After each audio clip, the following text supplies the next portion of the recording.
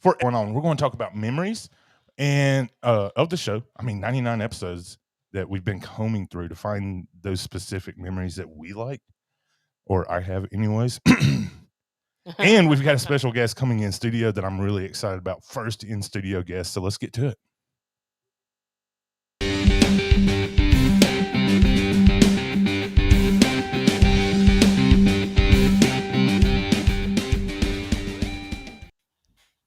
What's up and welcome to Mouse Ears and Magic, episode number 100. I'm James. Hey, y'all. It's Sarah. You almost forgot, didn't you? No. You did. You did. And you hear him laughing. Let's bring him in or make him by himself. What happened? There we go. Mr. Brian Ferguson up in Nashville, Tennessee. Rough start for the Tennessee Volunteers this year, seems like, right? But we're not going to talk about that. Can James put a disclaimer? It's really not. And there is Jenny asking me to put a disclaimer. I don't know what we need a disclaimer for. I kind of want to know where that was going now. You never know, man. When she busts through the door, you never know what she's going to ask. No kidding. No kidding. So I'm really excited about today. We've got a lot of great clips here. I say a lot. Maybe 8 total. Some stories with them. What's funny, 4 of the clips are from one episode. Yeah, we had some that were just epic episodes. One episode. One. So it's going to be a lot of fun. So we're going to roll through these. Then we're going to bring our guest in. He's sitting over here. He's, having a nice cold beverage. Just got off of a plane from Orlando. A crazy adventure to make it here. I guess technically his plane was from Tampa. And yeah, we can get into that later. But it's going to be a lot of fun. If you are new here, welcome. We hope you enjoy what you hear or see. We hope you come back. I love this. I feel like I have a leash on. So, in studio, we've had to make some changes. Sarah has a headset. Her headphones have a shorter cord, and it's keeping her in the mic, and it's beautiful. What are these? Like your old ones that you gave to Jameson? Yeah. That now I'm borrowing. Technically, those were your old ones. Yes. I don't know. Yeah. I don't know. So just catch up on the chat for a second. Esther is hanging out with us. LD. My goodness. LD is in the chat. What up, L? If not everybody knows who our guest is today. They couldn't tell by the silhouette on the thumbnail. Where's my other waters? No. But there's like 15 of them up there. What? Oh, yeah. So, this is going to be interesting. Elle is in the chat with the guests that we have coming in studio. It's going to be a fun day. I can feel it. Elizabeth, one of our amazing Patreon members. Thank you. Everybody saying congratulations on the 100. Lisa T. B. Ferg is in the chat as well. Oh, no. LD says he's having a Coke Zero, which he actually is not. He is not having a Coke Zero. So we'll get all that in a little bit. Rhonda Lee hanging out on Facebook. Chasing Bama. I almost said Chasing Florida, but it's Chasing Bama. And I got to ask him a question about that later because somebody stole his name. What? Yeah. Oh, before we get too far. I see Dwayne in the chat too. Sorry. Yeah. Big D Willie is hanging out with us. He said, "Hey, Brian, I hope this one is epic. It should be. I don't know why it wouldn't be. So can't wait to see who's here. All right, so let's go ahead. Let's get to things. All right. First, for like the third time, I will try to say this. I'm not sure if she's gonna be in the chat tonight, but if everybody could keep Katie in your prayers, she lost a family member today. Oh goodness. So. Definitely praying, Katie. Definitely praying. Mom says, "Roll Tide and happy 100th." Yes, it's always Roll Tide. It's never GBO. Right, Ryan?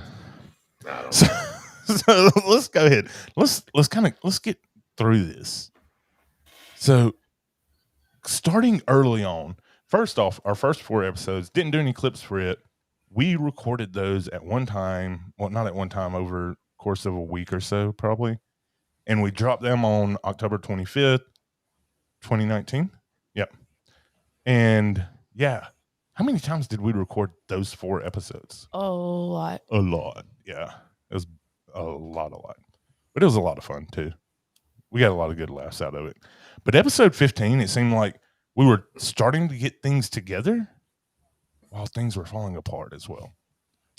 Probably our best episode, our most popular episode by far is my goodness. I'm so glad that Restream records the audio because I did not hit record on the Roadcaster yet Just go ahead and do that. I don't want to repeat of last week. Just go ahead. It's fine. So episode it was 15 fine last week too until it wasn't fine. We had a lot of fun. It was Brian's first episode with us. And my laptop crashed right as we was about to record. We had to delay, go to Walmart, get a cheap little laptop or desktop, one of those all-in-ones. Get it up and rolling. We get to going on the episode. And we get 10 minutes in, right? 10 minutes in. And it was about that, yeah. Yeah, and boom. I realized I never hit record. That is a running trend. Yeah. And this was before using any kind of streaming software that recorded it for me. We need like the reverse. You know how like they say never touch the red button? Yeah. We need the reverse of that. So we start over. We roll through the intro and everything. We're about 5 minutes in. Did not hit the button again. This is probably one of the best moments we've had on the podcast. Welcome, foolish mortals, to the haunted mansion. What's up, Hello. Just keep going.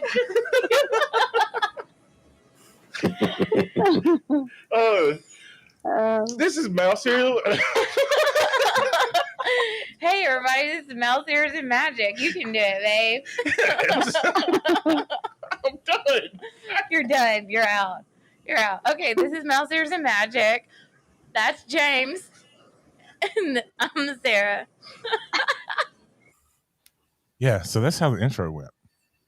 And this is the first time Brian Ferguson ever spoke on a podcast, which is memorable, right? Oh, mate. All right, so I thought he was going to fall out of his chair. That would have been a perfect segue if, like, the back of your chair just busted out. It went flying. All right, so you already know me and Sarah. Let's get on to our guest for the third time today. This is Brian Ferguson. From Magic of Mickey Travel. Brian. What's up, guys? You already know what's up, man. We're not even going to pretend. We're not even It's happening right now. Yeah. That's funny. What a train wreck. It didn't stop there, though, did it, Brian? No, it kept going. It kept going. You got to listen closely in this clip. Listen closely. You're going to hear a little nose whistle. Doesn't matter if they remember or not. You're making memories for yourself. You're going to exactly. That's it. You get the well, what if it's too hot? Go in December, November. Yeah. Hit up the Christmas party. The best thing about the nose whistle, Sarah, Brian, and I had a group text going, and we're sitting there the whole time. Hey, Brian, like, what's with the whistle? I don't hear anything. I don't know what you're talking about. It's not me. Dude, yes, you have a nose whistle going on right now. Oh, yeah. I had a straight boogie causing a nose whistle. Can't say we didn't warn you. Yeah, it was great. He texts me the next day, when the podcast goes out and goes, oh, I did have a nose whistle going on. My bad. So probably the highlight, and this might be one of the best things that Sarah has ever said on the podcast. Oh, great. On rabbit trail number 1, I had a coworker that wore pants that had Winnie the Pooh all over them. She called her husband at work and said, honey, I can't go and work. I've got poo all over my pants. True story, and I do not know why I shared that. That was dad joke of the year. No doubt. That was amazing. And ironically, it came from a K4 teacher. Oh, wow. Really? That's hilarious. That's even better. So, let's see. I don't remember the order now, but I've got a couple clips. LD is in the chat, right? Which is perfect. Good morning, Cricket Fox. Yeah. Hopping in from down under, down in Australia. So LD proposed an amazing question one night when it was Q&A with Jameson. Question do you have, Al? I'm only going to ask this because Mommy's not in here. She says, "Who's your favorite parent?"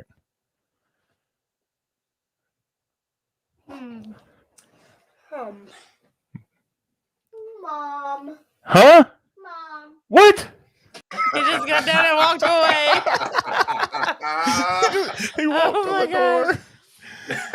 He's like, he's going to hit me. I'm going to run. Just safe distance away. I love how Elle's like, "Oh, I asked that? Whoops." Like, come on.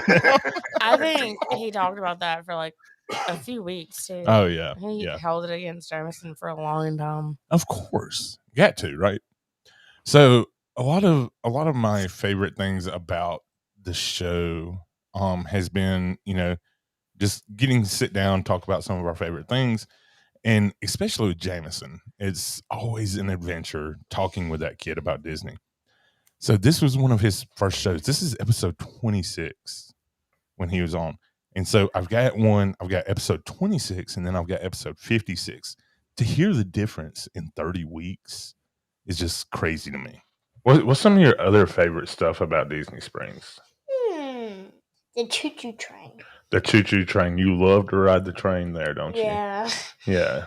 Like, I was in the front, like in the driving seat, but I was actually in the back first, and I was in the front, and I was in the middle. Yeah, so you get to ride it twice. So the first time you was in the caboose, right? And then the second time you was in the engine.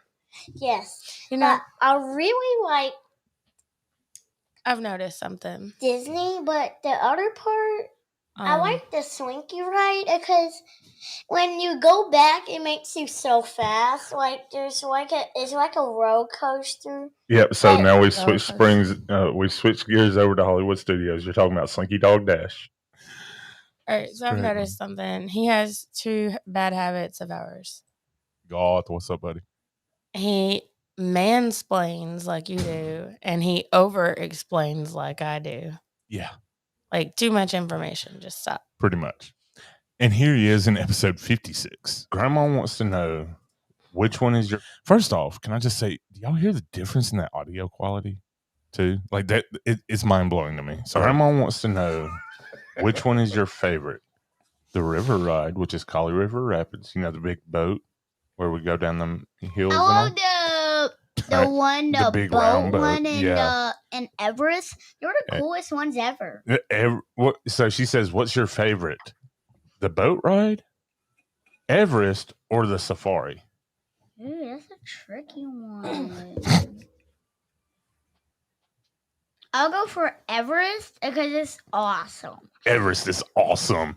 Yeah, because it goes faster than all the other rides. You're sitting over here laughing. Your chair's just like squeak. Steeper, then you have more fun. I love that ride. It was so serious the first time we rode it, and like, hey, oh wow! I totally thought you was talking just then. I didn't realize the sound kept going. I turned it off. That's funny. Whoops. I wasn't saying anything. I know, but it's. Oh man, this is gonna be fun. Samantha Lowe's in the chat. Sarah Thurgood, another one of our amazing Patreon members. Yeah. So graphic wise, I got a picture that is probably one of the most mom moments ever. And if you're not watching us live, you can go back, or I'll post it on Instagram, Facebook.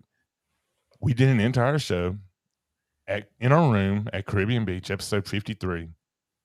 And Phoenix is asleep in Sarah's arms the entire show. Yeah. Yeah. But look at that. How adorable is that? He's real cute when he's asleep. Oh, come on. Come on. You weren't there for that little powwow we had last night. So Yeah. I'll leave it at that. Yeah. All right. So, and I know this is one of Brian's top moments of the show. And it wasn't technically a podcast, but it's when we did the 12-hour long cast member pantry stream. I never got any sleep before the stream because I worked the night before. You were never able to sleep. Bottom of the barrel. Like I was drained. I was slurring. It was brutal. It wasn't just the sleep. Yes, it was. Yes, it was. I'm kidding. It was. If there was anything else involved, I would have been sitting over here. It would have been the drool emoji. Yeah. So, big moment. Not only, I mean, we've had this guy on several times now.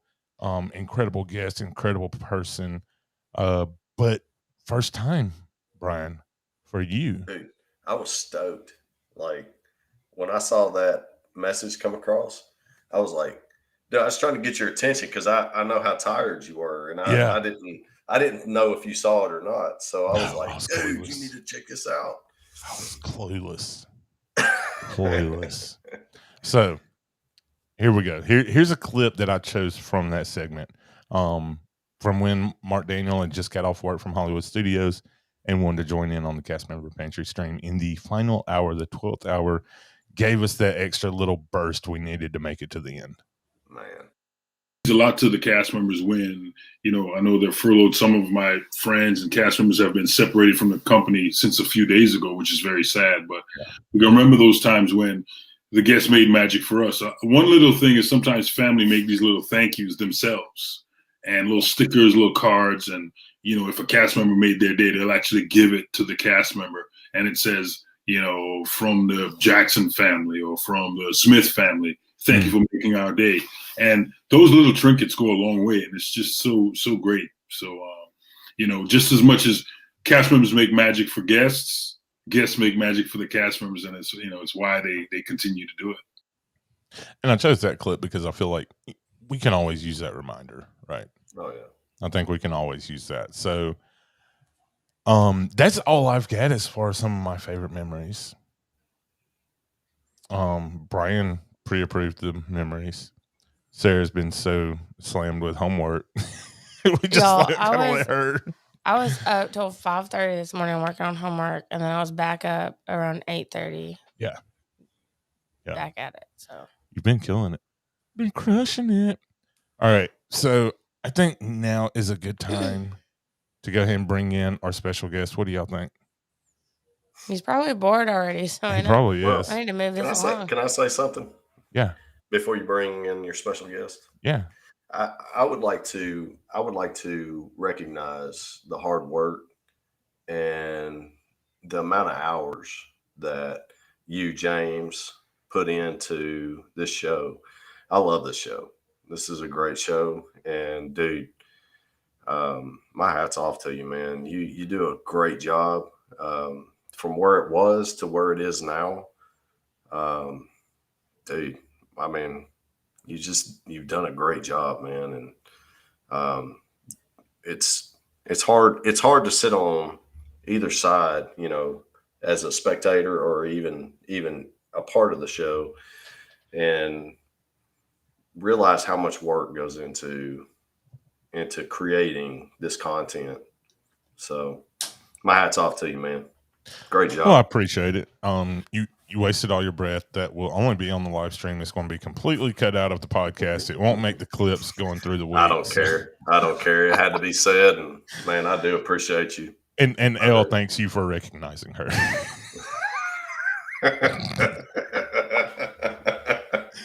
And Lori Willie from Enchanting Escapes Pod, Lori is joining us. All right, so I'm ready to bring him in. Let's go ahead and bring in our special guest.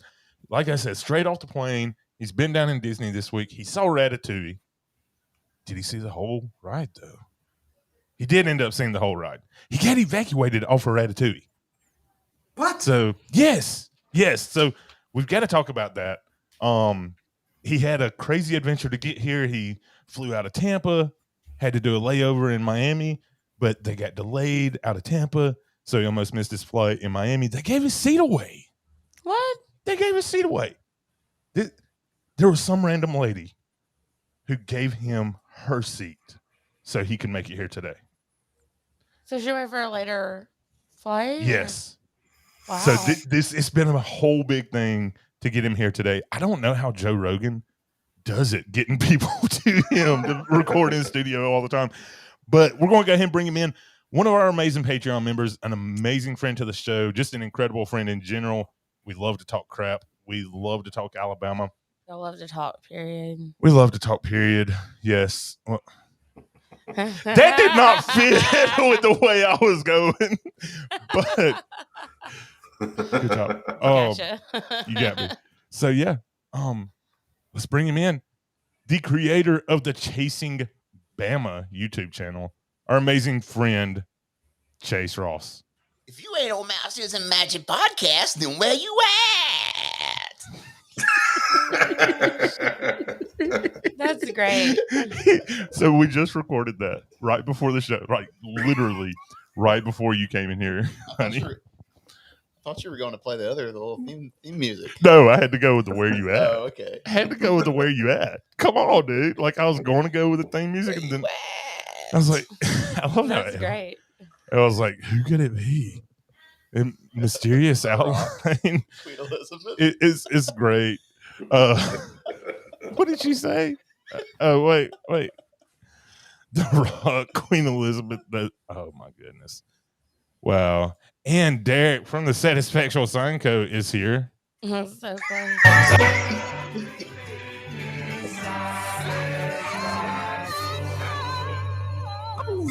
Derek literally talked to me until 3 o'clock this morning. He was working on signs. He was working on pumpkins. Pumpkins. Lots of pumpkins. So, lots of pumpkins. At least he's not smashing pumpkins. Smashing pumpkins is fun though. Get out of here, child. Will you close that? So what's up, Nathan? Thanks for joining us, buddy. So Chase, how are you doing, dude? Huh? I've had a day. Yeah. You already kind of explained it a little bit, but yeah, had an interesting day so far. Yeah, at least. Elsa Chase looks like he's getting ready to commentate in MMA fight.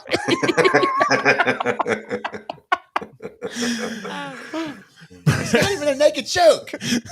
Oh, he's got him down. Brad said, OMG, is that guy from YouTube? Oh, man.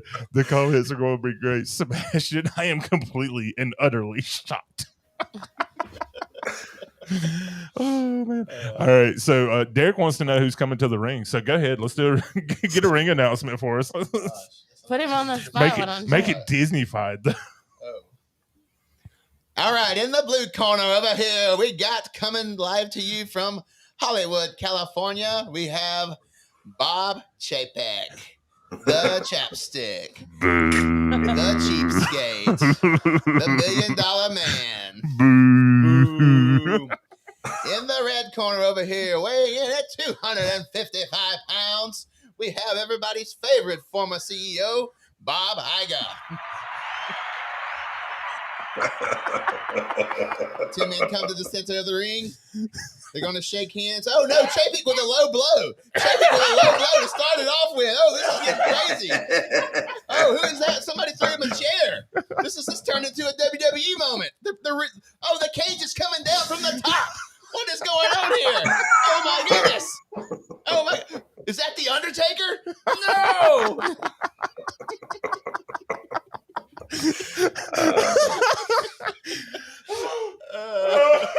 Oh my gosh. I'm about to drive that across the table. Oh man, this is fantastic. You are recording, right? Yeah. Lisa T says hi, Chase. Hey, Lisa. Derek was booing for us. If I would have known that was coming, I would have definitely had a boo track ready. Well, you caught me on the spot, then you should make it Disney. I was going to make it just random people at fights, so I had to think quick, you know? Oh, I love that. I love that. Hey, big I don't even know what I vacations. said. I don't even know what I said now. I couldn't do it again if I wanted to. So let's do the replay. That's the best comment of all time, right there. I'm know sorry. who the heel is for this fight for sure. The best comment on there is that one right there. Chapek ain't throwing chairs; they're too expensive. He won't even have a chair because he won't even waste his money on it.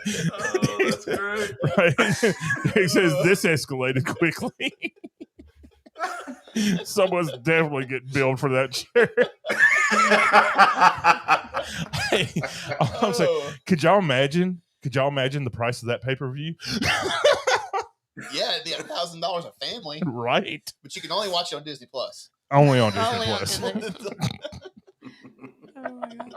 And you couldn't wait for the free episode. You have to watch it. Oh, there's no free one this time. Yeah, you have to watch it. No, it's never going free. Matter of fact, you have to buy your annual pass in order to pay $1,000 to watch it. So. Oh, wow. Yeah.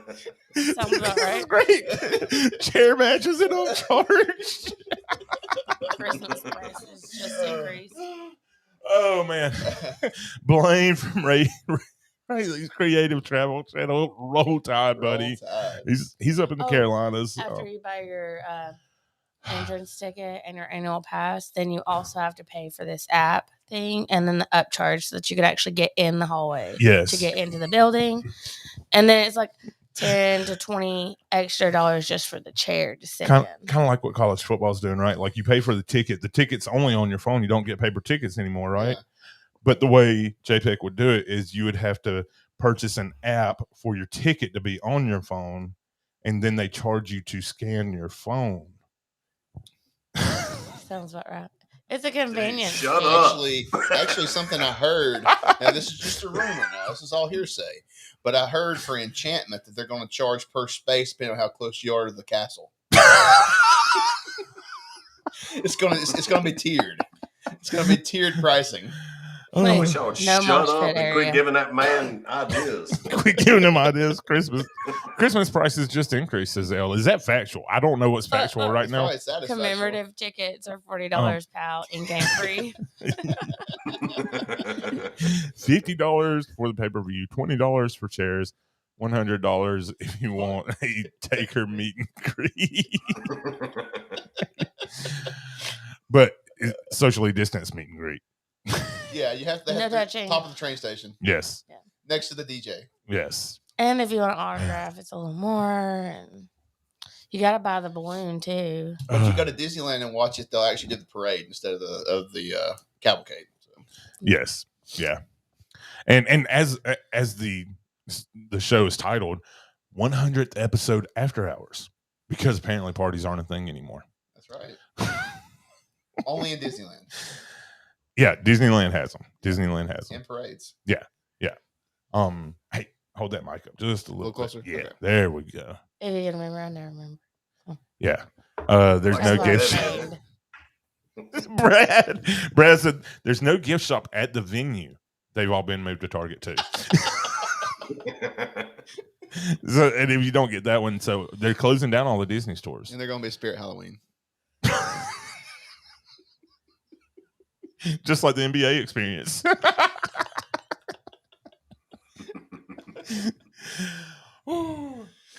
Oh man. What did Elle say? If Christmas prices did increase, that's not on me. That's Chase. Oh, so Christmas prices didn't actually increase. Oh, okay. I was worried that they did. I know, right? I'm gonna shove a microphone somewhere. The sun don't shine one day. He's gonna keep it up. Honey, read the comment. Let them know what you're talking about. James and his microphone micromanaging. Mm-hmm. Oh, me. And Derek says he'd rather go to Spirit Halloween. Is that versus NBA experience? They have better Halloween stuff at Spirit Halloween. Did you ever do the NBA experience? No, it was never open. No, it wasn't open when you moved down there. That's right. Been closed ever since I moved to Orlando. That's right. I didn't think about that. Actually, no, I think I walked by it when it was open one time. Like, didn't it open in 2019? Yes. I think I was there Christmas of 2019. So I walked by it as it was open, and I was like, who would pay money for that? Oh my gosh, that's amazing. That's when they started giving away cast members free tickets because nobody was going. That's so bad. Like, does it get any worse than that? Honestly.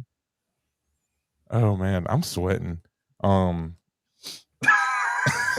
says, "Did you look in the windows of NBA Experience? $50. You're half out of the camera. Yeah, it's all good. Okay. It's all good. You're the center, buddy. Yeah. Center stage. Yes. NBA Experience was scarier than Spirit Halloween.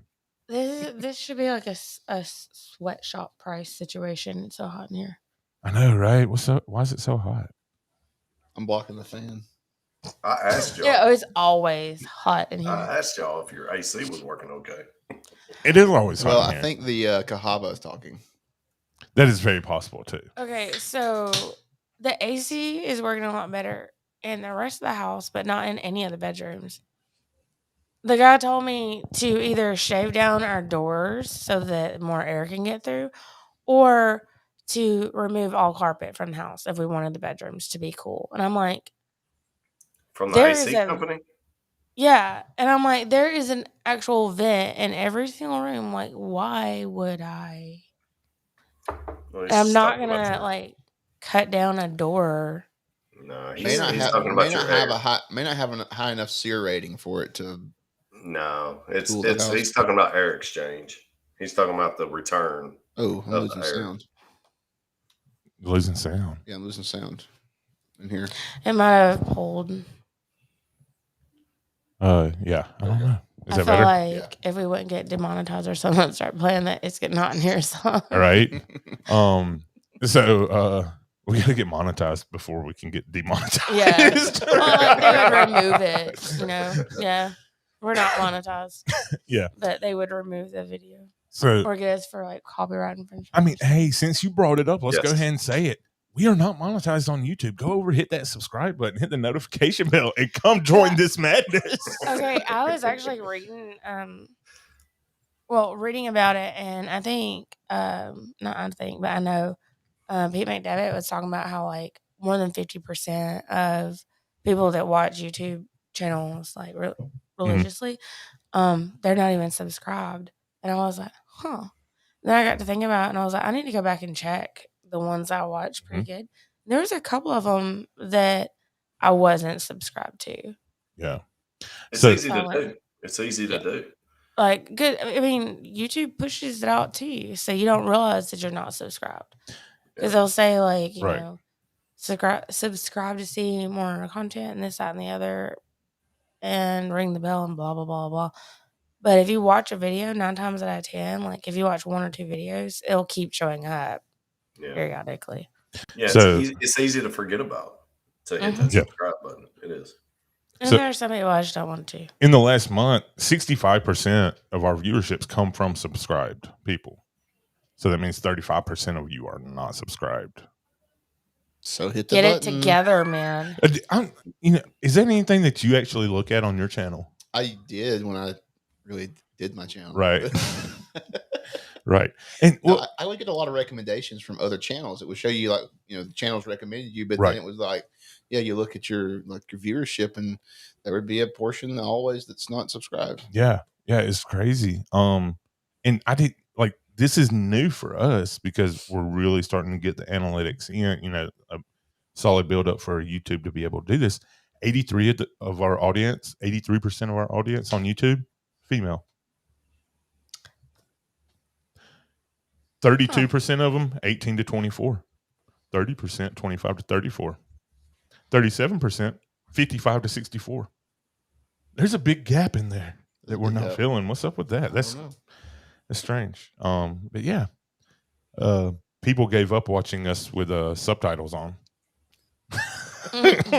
We used to have kind of a high subtitle rate, and they weren't used to their accents. Dude, are we really that strong? I was like, we don't think we are. I hear a lot of people talk about it, and I'm like, yeah, I don't know.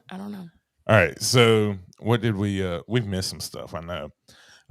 Derek says, I wish I had a picture of the original Adam Silver figure they had for the NBA experience. It was terrifying. This is sort of a roast right now. So happy 100 shows. We love you, Chase. How's Remy? We're going to get to that, I promise.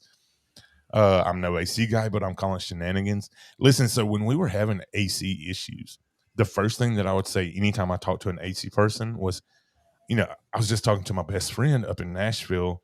He's a supervisor for a major HVAC company up there. So like he's kind of giving me a rundown on what it might be. And they kept their words to an extreme minimum. Yeah, like this guy almost wouldn't leave for talking about it. And he was saying things like buy the cheapest vent filters you can get. Right. And this, that, and the other. And I'm like, you realize I have a dog that is nasty? Yeah. Well, here's the allergies. deal about that. Here's the deal about it. Without getting too in depth in heating and air conditioning, what he means by that is you can buy like high MERV filters that will actually restrict airflow and actually cause your system to have more problems than what you want. Which is understandable, but yeah. I'm not going to buy the cheapest one either. No, you should. Like I need it to catch some. Yeah. Chase, you're being called out by Elizabeth. Oh, missed the doggy videos. She misses the doggy videos. Yeah, the crazy thing is, so ever since I've moved into this house in Tuscaloosa, right? Mm-hmm. The dogs roll tide. The dogs don't do I want to film something, but I can't get them to do anything crazy enough. They're just chill. They're just chilling. They're like like we're home. They have the yard now. They have they're like they don't get like that super excitedness that they would get when I got home from work in Florida. So it was like I could film this crazy, or like whenever they're at for whatever reason, when I take them to my parents' house when I'm up there visiting, they'll do crazier stuff in the yard there. But at my place, it's just like we're just chilling. Interesting. Our dog is never chill. Interesting. Tom Roberts, new to the chat, covered us up. Have yourself a merry. That is the most random comment I think we've ever gotten. So that's amazing. That is amazing. So yeah. So Chase, how's things been going? You took a rapid fire trip down to Disney. That was, how did all that go? So we'll start this off by the crazy day I had today. Right. And I'll go back into the trip. But so I boarded the plane in Tampa this morning. We're supposed to leave at 12:09, which we backed away from the terminal right at 12:09. We back up and then we just sit and we sit and we sit. And then the pilot comes on. He's like, got some bad news, folks. And I'm like, oh no, what's this bad news? We just got word that the Miami Tower, the air traffic tower, Miami, which I had to take a connection through Miami, they lost power. And so until the power comes back, they are not letting any flights take off headed towards Miami. So we're just going to sit here on the runway until they fix their problem. Well, I had a 50-minute connection time from when I was supposed to get there till I took off. And so I'm like, okay, well, if we sit here too long, I'm going to miss this flight. Right. So after, like 30 minutes, we finally start moving down the runway. And I'm like, this is going to be a tight connection by the time I get there. So we take off. It's like a 50-minute or 40-minute flight across the state. Pull into Miami. We pull up to the thing. And, of course, I'm sitting like on row 30 of the plane. And so, I like hopped up, grabbed my bag, and I'm like walking down the aisle, trying to go ahead and get as close to the front as possible. Well, then, of course, you have all these people just standing up in the aisle up there. And I'm like, hey, guys, I got to run across the airport. Right. And some people were like really nice and let me through. And some people were just stood there like stared at, like gave me the cold shoulder and didn't listen to me. So then when they opened the plane to deplane, then they start doing the whole thing where every single person gets up one at a time and gets their carry-on item. And I finally, the guy, there's three people behind me. We're all trying to make a connection flight. And I finally just yelled at the plane. I said, hey, can y'all sit down and let the people who need to run across the airport get off the plane first? Right. And they all sat down. Yeah. and we just booked it. And from the time I got off, I had 7 minutes to make it to the gate. And so I was literally like, you don't want to see a fat man running through the airport. I'm telling you, you don't want to see that. So I'm running through the airport, and I'm hauling. I get there, and I'm out of breath. Really I'm panting. And the lady, she closed the gate right as I walked up there, and she earthed this little barrier, and she said, "Sorry, we're closed." And I said, "Well, I just I just landed and ran across the airport. I have a seat on this plane. And she goes, no, you don't. We gave it away. And I'm like, you gave my seat away? I'm like, ma'am, we just landed. We came late because y'all's tower was out. I need to get on this flight back home. Right. And she wasn't having it. She was like, sorry, you have to go figure it out. What in the world? And so this lady, she was walking out the door to go to the plane, and she heard me talking to the people, and she came back up to the stand and she said, he can have my seat. I'm not in a hurry. Oh. And so she gave me a seat. I was just like, thank you, ma'am, so much. I mean, it's like, right. I was just like, just like, may God bless you. I mean, that was like so nice of you to do that. You didn't have to. So I really appreciate it. And then I get on there, and then the pilot's like, well, we oversold the flight, so some people didn't make this flight. And I'm like, that's the problem with airlines, is they always oversell. How do you oversell a flight? Like, how does that happen? You know how many seats are on the plane, right? I mean, well, what they're trying to do is make sure enough, like, as many as filled as possible, because some people might miss their flight. Or their connections get delayed and they can't make that flight. So then they're trying to fill every seat. Right. Which is the most Chapek thing ever. Yeah. It is. That actually makes me think that they might charge per seat at the Country Bear Jamborees one day. Oh my God. Dude, y'all need to quit. If you want front row seats, it's going to be a Lightning Lane 20 bucker right there. Y'all need to quit because, dude, he's writing notes right now. Oh, dude, if there's actually a lightning lane for Country Bear Jamboree, like, I'm done. The signs are already up across. Yeah. Well, I only went to Epcot Magic Kingdom while I was down there. But the signs are up at a lot of attractions already. But some of them still have Fast Pass Plus on it, which I thought was really funny.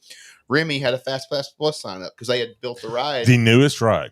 Before that, they had announced all this stuff, and so it's got a Fast Pass Plus sign on them. That's amazing. The newest ride. It does have a single rider line. Does have a single rider line that will be there when the ride opens. Nice. Which I thought was weird, because how can they have a single rider line if it's a virtual queue? Right? Explain that to me. Right? Please tell me how that works. I want to know.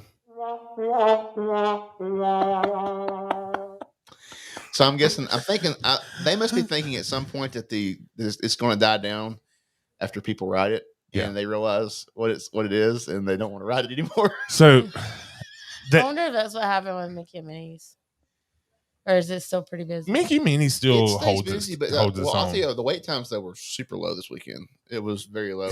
Flight of Passage was like 25 minutes yesterday or something. Yeah, it's been really crazy. I looked the other day, and Bug's Life. It's tough to be a bug. Had a longer wait than Flight of Passage. Well, it's because you have to wait for each show. That's why. Yeah, I know. But still. Yeah.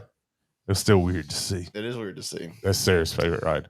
So do we want to get into Remy now, or let's do it? Because I actually haven't even bothered watching the POV of the one in Walt Disney World.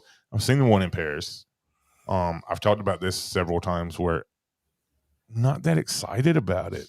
I feel like we got cheated. We should have got Beauty and the Beast. I agree. So you rode it. What was your experience? Because I know you broke down. So I rode it twice, actually. So the first time I rode it, it didn't break down. And so, of course, you're taking it all in. And I'll say that, the theming is great because everything looks giant to you. That's not a screen. Mm-hmm. Well, the screens are giant too, actually, to be quite honest. But you're walking. You got all this pipes and different things, and you're like feel like you're under a cart rolling around, and the wheels on the side of the cart are turning beside you. As supposedly you were like moving along like a rat. And I thought it was funny. It felt like they had the cars designed where when you're riding through the ride, they're kind of like almost like doing like this, like you're walking like a rat would walk. That is kind of weird. It was like, it wasn't, how like Mickey, Minnie and Rise is like a very smooth, like you can't really tell the car's moving other than the fact it's moving. Right. This was more like, it was like you were walking it was really weird. And you've got 3D glasses on. Okay. So that's another thing. And there is a section in the ride where you do spin around several times with the 3D glasses on, and there's a 3D screen, and several people were complaining about getting sick. Yeah. While they were, after riding that ride.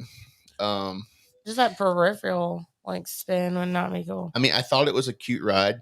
The kids are going to love it, obviously. Phoenix wants to talk to Chase. Chase has a new BFF. And so Lisa Kim, long time no see. She says, "Oh, hi, Chase." Hey, Lisa Kim, what's up? So yeah, the kids are gonna love it. It's a cute ride for the kids. The queue is really neat. I think the queue honestly is better than the ride, in my opinion. Wow. The ride's just okay. I feel like they should have done that ride design like Mickey and Minnie with screens without 3D glasses. Right. I don't understand why you have the 3D glasses, everything. Well, and she made an amazing point last week. We was talking about different attractions and everything, and 3D glasses is not inclusive for those who wear glasses and all. So no, because I saw somebody in my car that had their glasses on and the 3D glasses over them, and I was like, I don't know how they're doing that. That right. seemed like that would be also. So the seats are very tiny. Seats are very tiny. Think like tiny airplane seats. So they're not like the bench seats like in Rise? So they are a bench seat like Rise. And it's like the door opens and it's a very narrow opening to get into the seat. Well then but each seat has a little divider. Oh, why do they do that? They're just like, a few inches tall. But it's like if you're a bigger person, it's you're gonna be digging into it real bad. Yeah. And the ride's not that long. I mean, I don't think it was even 5 minutes, maybe. So let's talk a little spoilers. If you don't want to be spoiled by the ride, then are there? I mean, like with the Rise, for example, the drop. I don't think it's possible to be spoiled by the ride. Caught everybody off guard. No drops. Right? Nothing like that. No drops. You know how Mickey and Minnie, you have that one section where they like tilt the car just a little bit. The waterfall. Yeah. And you feel like you're going off the waterfall. There's a couple of spots where they tilt the car to make you think like you're going down. Down certain, like you're dropping into something or you're going down like a ramp or something like that. So there's a couple of those sections that have that, and then there's some sections you get sprayed with water where it's like effects from what's happening on the screen.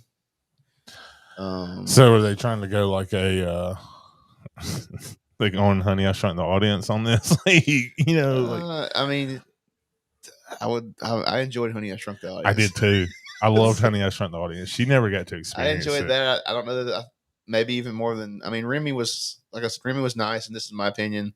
Once you ride it once, it's not something that you need to kill yourself to get a boarding group for. It doesn't have the rewritability. I mean, I think you can watch it. You can ride it a few times to just take in stuff that you didn't catch the first time, because you basically you ride around and there's like 3 cars in a group. Okay. 3 rat cars or whatever in a group, and you're all in the different scenes together. Yeah. Or maybe it was 4. I don't remember. Anyway, so they're all kind of together, and depending on Mickey Minnie, depending on what section you're in, you might catch a little bit different of the angles of the effects and stuff of what's going on. So that gives it a little bit of rewritability, but it's not something that I would like want to go back day after day and grab boarding groups for, like I would Rise. Right. I would rather do Rise Resistance. So, and for me though, like Mickey and Minnie's has more rewritability than Rise does, just because there's so much going on. Of course, Mickey and Minnie, you don't have to get a boarding group for, so that's one thing too. Yeah, that makes it especially. Yeah, I think the boarding group thing for this ride probably won't last. I think at some point it will go away. Yeah, because I just don't think there's.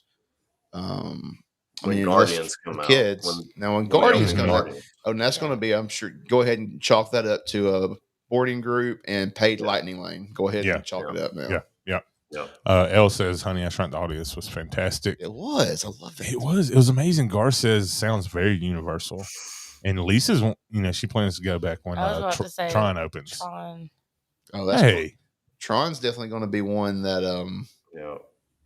that we talked about this. I think on the show last week a little bit. We were talking about, or was the week before? We're talking about like rides being inclusive for big people. Yeah, that's going to be a big people unfriendly ride. Yeah, unless they redesign the restraints for America. Speaking of Tron, I saw some. Have y'all seen that video where it's like this Asian woman? It looks like she's in an ambulance, but she was a worker. She is very. She says in Japan or wherever she was, she is a size extra large. Mm-hmm. But in America, she's a size extra small. Yes. I'm like, yeah, she was a paramedic. Yeah. Yeah, and it looked like she was tiny. I think she was tiny. I think did you send me that one? I think you did, because it was followed with the African American woman. She's like, I'm a panda. Yeah, she's like, I'm a woolly mammoth or something like that. Yeah, a woolly mammoth. In Japan, I'm a woolly mammoth. Gosh, it was so good. Speaking of Tron, I actually forgot a soundbite. I just realized that. Oh, So Lord. let's revisit this soundbite because this is one of the hottest of hot takes of Mouse Here's the Magic. Oh, good Lord. But where would you put it? Get rid of Tron and use the same Ooh. stuff. We ain't even had it to do it. No. I thought it would be good if they could retheme Tron to Incredicoaster because they have the Incredicoaster out in Disneyland. So that's just what I was thinking. I'm just going to let y'all know we're about to get canceled. We have 2 people who have now said we need to retheme Tron, and the thing hadn't even opened yet. Yeah, they're like, no, we already need to do it. We have been canceled. And that was with another amazing Patreon member, Abby Underwood. You heard there in the background. Yeah, in one episode, Chase, both of them canceled Tron already. I just hope I can ride the dang thing when it comes out. That's all I hope. Yeah, I think that they're gonna start getting to the point where they have to become more friendly. Well, like Flight of Passage and my legs don't get along. No, right? They don't even come close. They won't even close on my calves. Did you see Elle's comment? Redesigned for Americans. Yeah, I mean it's an American place. Like it was started here, it was founded here, everything was here. Get with it. Gar says Web Slinger had a queue. Not worth it. Not worth it, he says, for Web Slingers. We're going to have to get Goth back on here and talk about Avengers Campus. And Lisa loves the Incredicoaster. I can't wait to go to Disneyland one day. Someday. Over the rainbow? Yeah. It'll happen eventually, but I don't know. All right. So anyways, continuing on. So Ratatouille, let's say it's gone to a standby queue. 30 minutes. Are you waiting? Probably not. Not worth a 30 minute First wait. off, I don't wait 30 minutes for rides. So let's preface with that. For you people who haven't been annual pass holders and don't go all the time. Right. What do you mean, you people? What do you mean, you people? Oh, that's great. That's great. No, like, so people who don't get to go. I mean, I lived there for a year, so I've rode everything, dozens and dozens of times. And so it's not something that if it's a long wait, I just say, well, I'll skip it. Okay, 20-minute wait. Maybe 20 minutes, yeah. Maybe 20-minute wait. If it's the only route I haven't rode yet that day. That's actually a really good preference, though, like to say, as an annual pass holder who can go all the time, you're not going to wait for pretty much anything because you can go like the next day or later that day or whatever. It was like this past weekend. So my friends that were there with me, they just became annual pass holders because they had just moved to Florida. And so they're still in their minds, it's vacation mode. And so they're like, gotta do everything. Their kids were wanting to like, go. Let's ride this, let's ride that, let's ride that. And their parents were like, well, look, we were just here last weekend. We're coming back again in a week or two. It's like we don't have to ride them all every time we're here. Right. That definitely makes sense. And that, when you can do it like that, and it's like, I just, I got to the point when I was living down there that sometimes I go to the park, I didn't even ride a single ride. Yeah. I just go in, get a snack, do some shopping, walk around in the ambiance, and go ride the monorail and leave, Yep. Yeah. And I would go hang out to the resorts, just go to resorts sometimes because I love going to resorts and checking those out because that's something you don't, when you're on vacation, you don't take time to go check out the resorts. You pretty much see the one you're staying at and you're in the parks all day. Unless you're us. And yeah, we vacation like annual pass holder. We vacation like locals, Yeah. Because we want to get that, that vacation time. We want to get that relaxation time. Yeah. So we're not, rope drop to close. He's afraid to every push day. me too far. Well, see, and that's like I used to be the rope drop to closer. But, I mean, I got to Epcot Friday like at 6:00 at night, and then yesterday I got there at like 11:30, which rope drop's only 11, so I didn't get there too much later than that. But I wasn't in a rush to get there. Right. I love the rope drop. I love doing that. Yeah, I love rope dropping is the best. Actually, pre-park opening breakfast is the best. That's the real rope drop there. That's the real rope drop. When everybody else still standing there and the rope hadn't dropped and y'all are just skirting on by that. You're just like it's the real you're rope. just standing next to the ride. And it's like, It's the rope drop, mic drop. I love how Brian keeps going. Well, so you Brian, know, after a year of interrupting and you kind of take a back seat. So yeah, you have to. Everybody's got something to say. I was going to ask Chase, what do you think about Ratatouille, the movie? I enjoyed the movie. Yeah. I like the movie, and I think the ride could have been better. I mean, I felt there was a better way to do it. Like I said, first off, if they could have gone without the 3D glasses, would have been great. Mm-hmm. Yeah. But I feel like the ride felt really rushed. To me, it felt like you get in the car, the ride starts, you get this kind of like little intro to the ride as the ride starts, and you get into the ride, and it's just like, I feel like it feels like it's over in 2 minutes. And really? For like being like a, like quote unquote, like a kind of like a dark ride type thing. What's that for?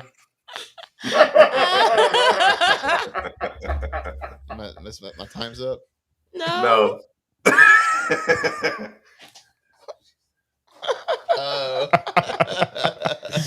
It's like the longest running inside joke on Mouse Ears of Magic. Okay. Yeah. Thank you, Sarah. It's different when you're Was here. you thinking about it too? Oh yeah. When you're here and then instead of watching it at the house. Yeah. I'm not thinking about stuff like that. Yeah. So all right. So. Oh man. All right. 100 episodes. Do we fill them in? Do we fill them in on the joke? No. I think we should. Sure. I think so. Yeah. So it's apparently, an inside joke for a reason. It's inside instead of outside. I didn't know this for like the longest time. Apparently, I am like amazing at saying statements that are easily. That's what she said. And Brian is really bad about it too. It started with this. They would freak out, and all of a sudden you'd hear.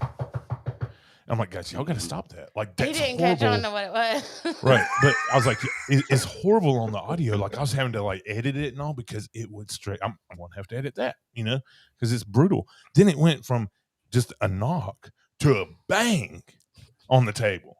I'm like, that's the worst it got. Yeah. And then it would be both of us doing it. So. That's what she said. While we were at Disney, you'll see this a lot too. Yeah, you'll see Brian. So while we were at Disney at the Tower of Terror, we had the conversation before. I was like, I need a daggum bell. Yeah. And when we were at the Hollywood, then you walk by that stack of like 150 bells sitting there. And you're and I was like, yeah, that is the bell. My brother got one of those and put on his desk at work. I actually need to do that for work. So Lisa is a Disneyland girl. She says as a magic key holder, that's got to be hard to make that transition from annual pass holder to manual. Magic key holder, manual key holder, magic key holder. She said manual key, huh? It was nice again to just take photos in front of the Cars ride and appreciate the Oogie decorations.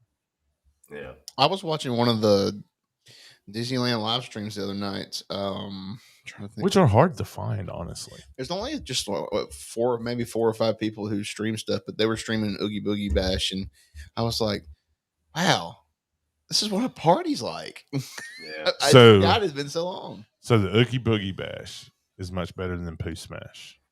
Yes, because they have a parade and fireworks. Nice, which is what we used to have in Disney World. Yeah.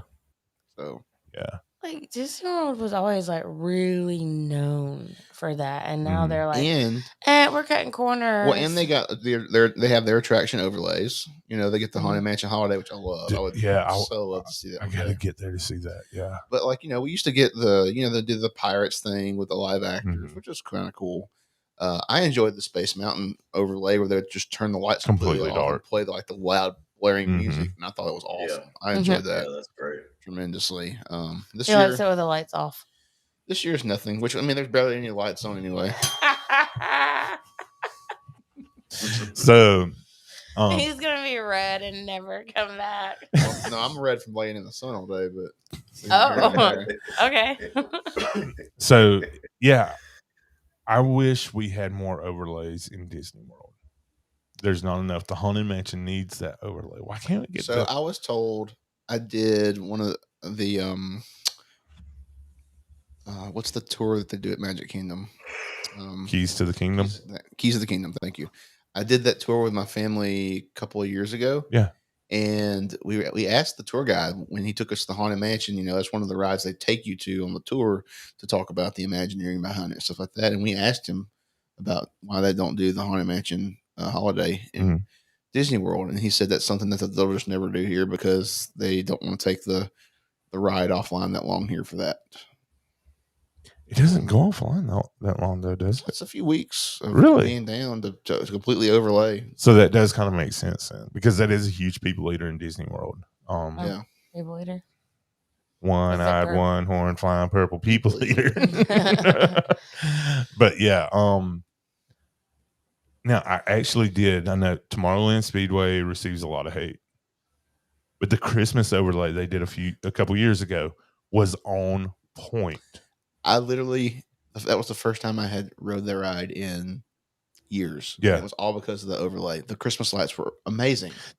And my favorite part was it took me back to being a kid when you'd go, because like I know in Talladega there was a house, the Patterson house, where they had huge house, bunch of land, and they had this huge driveway to where they just lights all around, and you just drive through.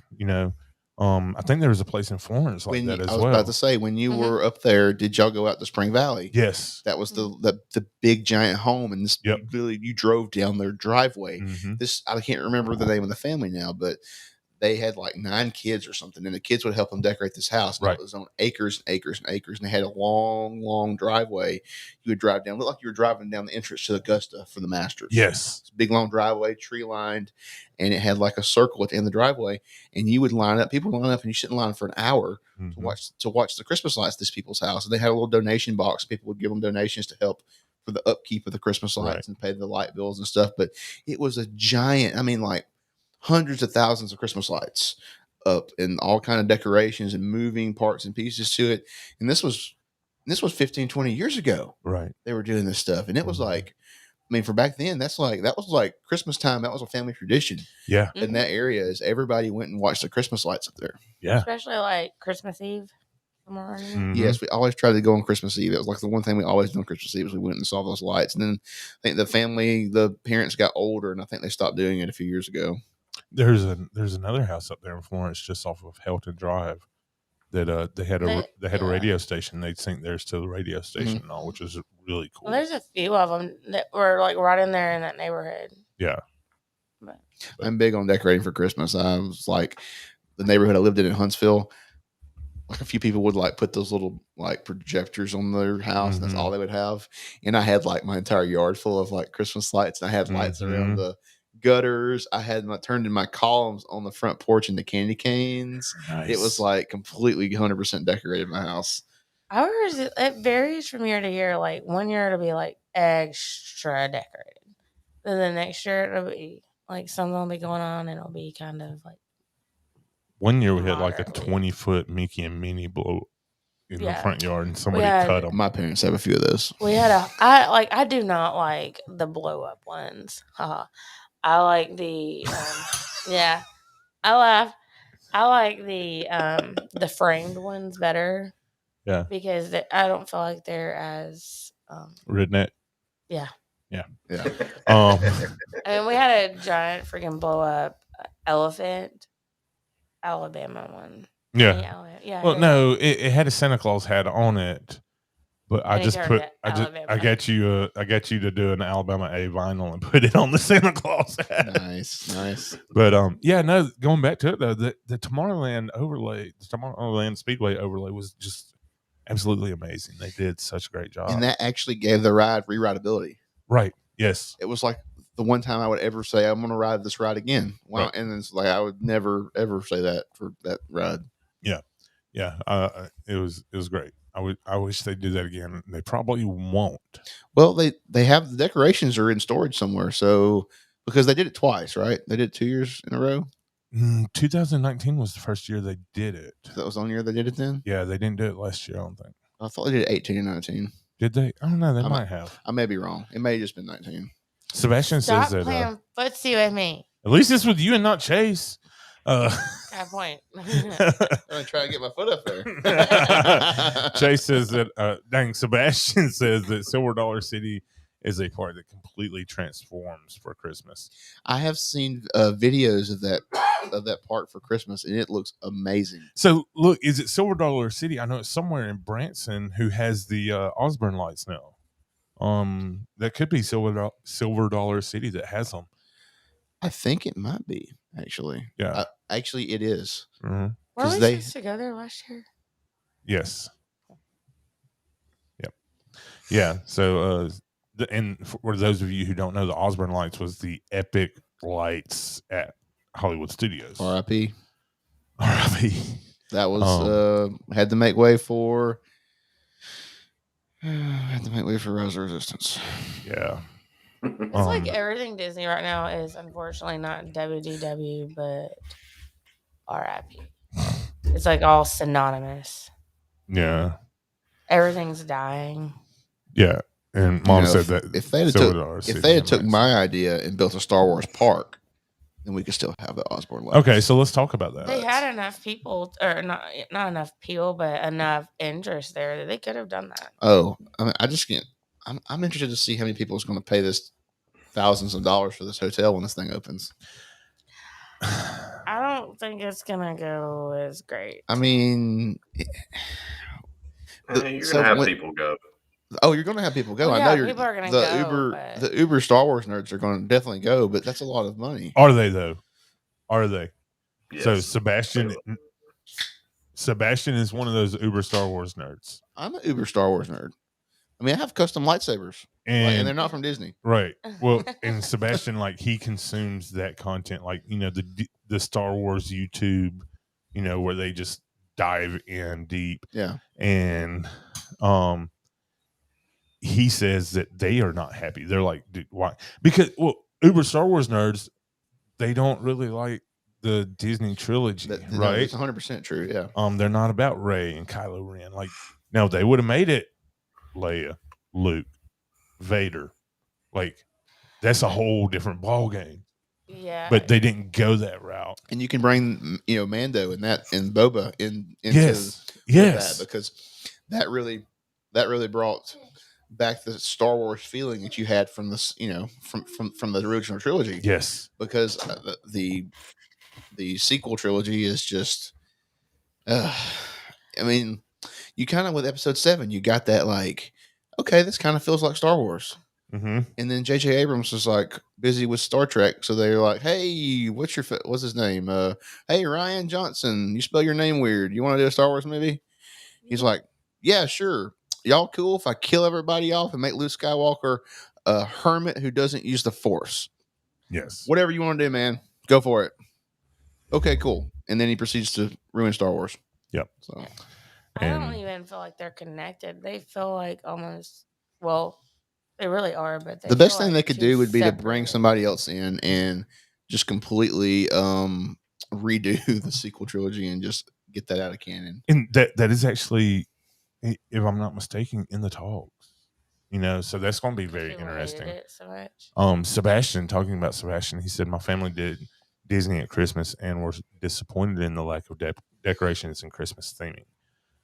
Universal, they did more with the Grinch." Yeah, Universal. So they had, which of course I only have ever been to Universal for Christmas time last year. So, but yeah, you get the Grinch area, all the Whoville stuff that, you know, you get the Christmas stuff there, and then they used to always have their, like, the Macy's floats that they would do within the parade, but with all the stuff going on, they had made a giant walkthrough indoors where they had all the floats, and you could walk through and you could see the floats, and you could meet the characters, and you could meet Santa Claus, and it was still really cool.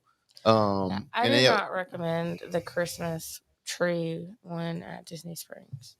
No. Too crowded. It is like being sardines in a can. And it's the same trees every year. Like they act like it's like these nice, cool trees, but it was the same trees I've seen like 3 years in a row. Yeah. It was not a good place to be. So we're talking Sebastian and Star Wars. I feel like this is a great segue for a new segment of Under the Sea with Sebastian, where he's called and he's left a voicemail. I'm only going to play part of the voicemail because he had to do a two-parter. The voicemail cut him off. So here is the first segment of Under the Sea with Sebastian.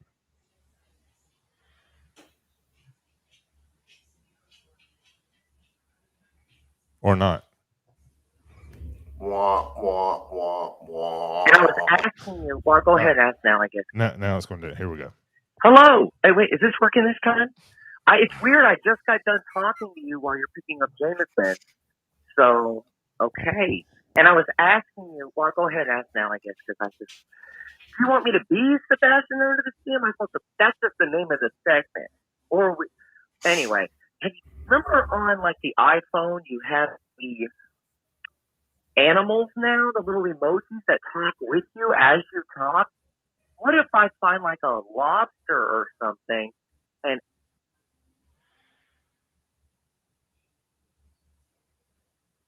it cut off. Hold on, my phone locked.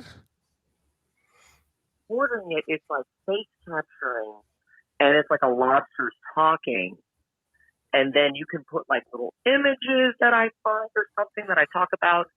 I'm going to be sending you images because they have to accompany what I'm talking about. Believe it or not, the blue shrimp is not the worst part of the Galactic Star Cruiser. It's like on the bottom of my list for things that worry me or concern me. I got so much more issues with the entire process that, trust me, that is just not even up there on the food issue. I think that the number of days is kind of hard to even enjoy or even get to know your room. You know, when you're on a vacation of any sort, by the time it's over, it was too short. Doesn't matter if it was 7 days. I mean, maybe 10 days you're ready to get home. But around 7 days, you're like, God, it was too short. You didn't get to enjoy your room, really. I mean, you missed your hotel. And I don't know, 2 days is going to feel like you never even got to fully understand how enjoyable even the hotel room was, like the actual stay with the bunk bed and the computer monitors. And that made me think, a lady almost hit me yesterday with her car. She almost like Laura Dern, pink-haired, straight into me. And it got me thinking about hyperspace travel and hyperdrives. And if you've ever watched Star Wars, you realize that when they go hyperspace, they go into basically another dimension where they're trying to avoid like what they call like shadows of objects in the other dimension. And there are machines that have been like introduced, like mass gravity generators on ships that have been like in Rebels, where they can pull you out of hyperspace because they simulate the gravity of a star. And the fail-safes on the hyperspace program are going to take over, and they're going to pull you into hyperspace because they feel like you're about to hit a star. So, I mean, they have, but anyway, you're in hyperspace. And while you're in hyperspace, it looks like you're in a tunnel of sorts. And that's where it cut him off. I love Sebastian. Sebastian is well, that was great. First off, because since I'm a huge Star Wars fan, I understood every bit of that. You got the references, right? Yes. There are some references in there. I read a lot of the books too, because a lot of that stuff's in the before it was even on TV. Was in a lot of the Thrawn books and stuff. Right. Trip Billy Girl is in the chat. What's up? Sebastian said he's so embarrassed, but no, there's absolutely zero reason to be embarrassed. That was fantastic. No, I enjoyed that. And my favorite part is it's informative, right? It's got great information. Yeah. The detail in it is great, but it's comedy gold as well. It is so great. I agree though. I kind of with him about the blue shrimp being at the bottom of the list of things you're worried about because, like you said, they give you this itinerary that they've kind of like you can look up the itinerary and it's like your whole day is mapped out. It's like basically like you have that family member who's the Uber planner who wants to plan every single second of every trip, and they have laid out your itinerary and you don't even have 5 minutes to go to the bathroom. Yeah, because we don't have time for that. That was our first trip. Sebastian said he loves Sarah's face throughout it. That is great. There's more to come on that segment. This is going to be a weekly segment, and I can't be more excited. This is going to be great. I'm enjoying this, dude. Y'all have no idea. I will tell y'all. Remind me when we go off air.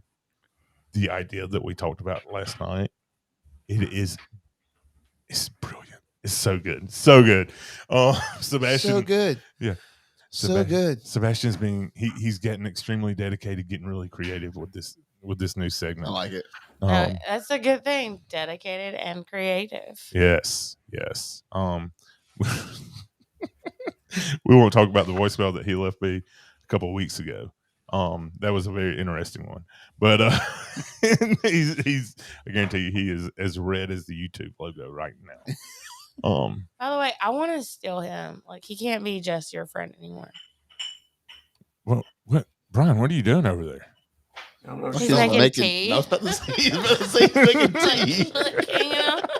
Are you steeping it? Like he has one of those fancy like silver diffusers. He has this little spoon and he put just like one little cube of sugar in there and he stirred it up. Get the little tongue. Jenny.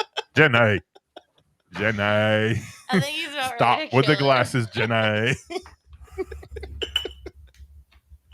He has no idea what we're talking about. Oh, it's Bailey. Dadgummit, Bailey. Why you got to ruin my fun? It'd been funnier with Jenny. Hey, Bailey.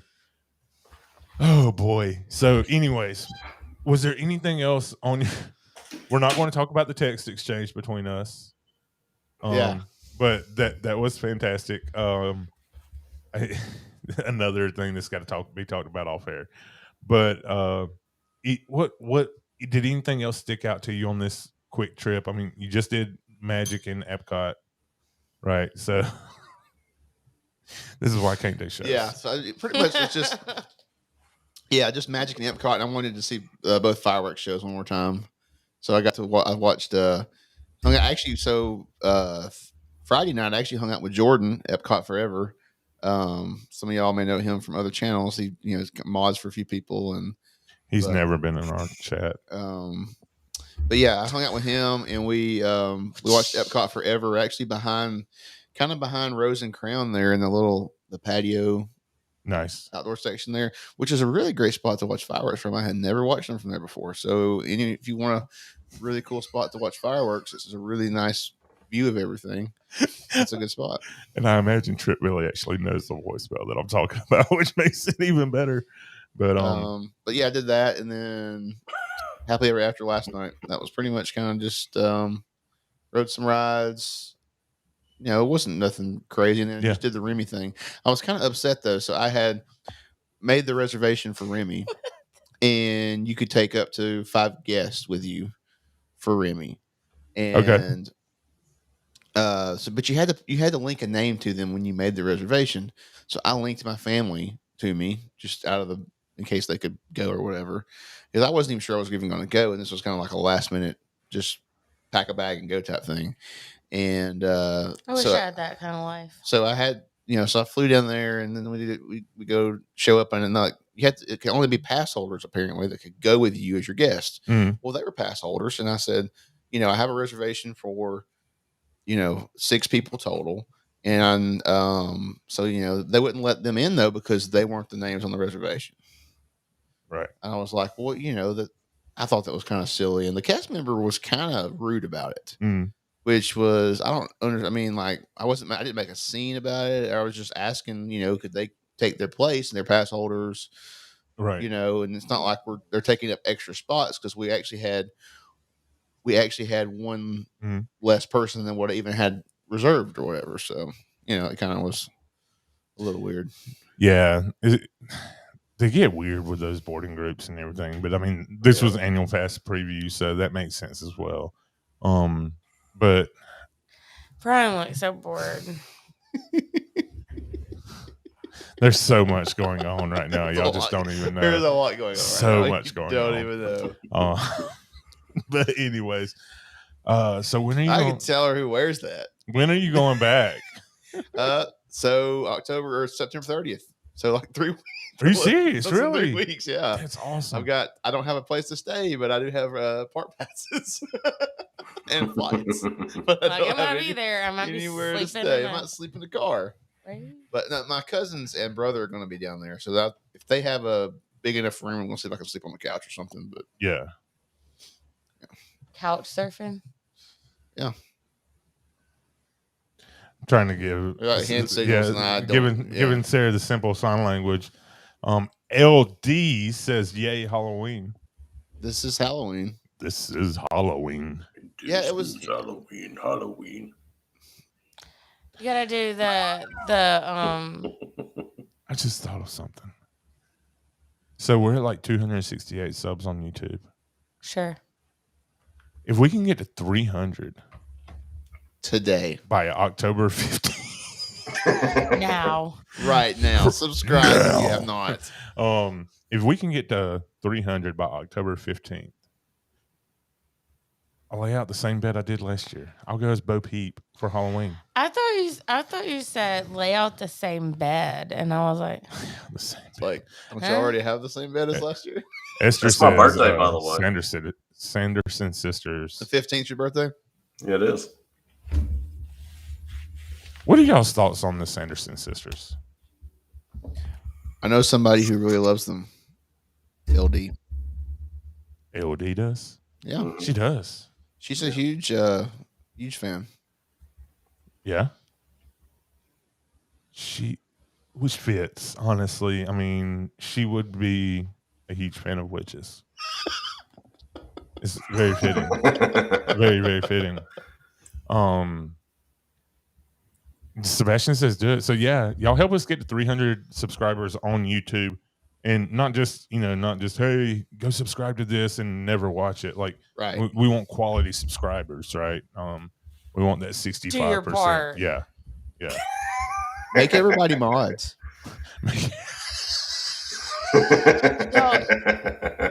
It's ironic because I actually just watched Clickbait yesterday.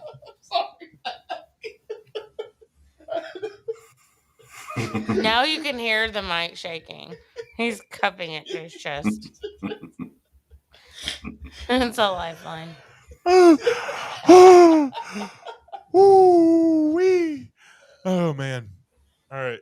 Recover here. Elle's losing it right now. Subscribership will go up drastically. It will. LD says, I mean, it's fitting. My dream is to have magic powers you don't even know. Unfortunately, we have heard your plans for once you get magical powers. I'd be scared if she had magical powers, honestly, at this point in time. She probably would appear behind us. Dude, that would be super terrifying. It would be. And then it was Agatha all along. It's that point. It was LD all along. She showed up as one of the characters at Oogie Boogie out in Disneyland. Agatha. Really? I know. What's up with that, dude? Right? They're getting everything. They've got Loki variant. They've got Agatha. What else I saw something else. Crap. I don't remember what it was now. But like they're getting all. Well, every time something in the show, like one of the shows pops up, it's like Disneyland has it the next day. The next day, like so, Loki would release on what, Wednesdays, right? Yeah, not Thursday. The new character would pop up. Yeah, like they are killing it. They're so lucky, so lucky. LD, you know how she is with her fingernails, right? Yes. She said that she didn't see my text earlier because I was trying to make sure. I was like, I'm pretty sure Chase likes Coke Zero. We want to be a good host, have him good, drink that he likes. And she sends me a text about an hour later. Says there was no we in that, by the way. But continue. I was reading and doing my nails, so I guess I wasn't paying attention to my phone. I sent her a GIF of these fingernail things with like googly eyes on it. She said, that's my exact hand. No, I went slimmer green. I read it as slimier.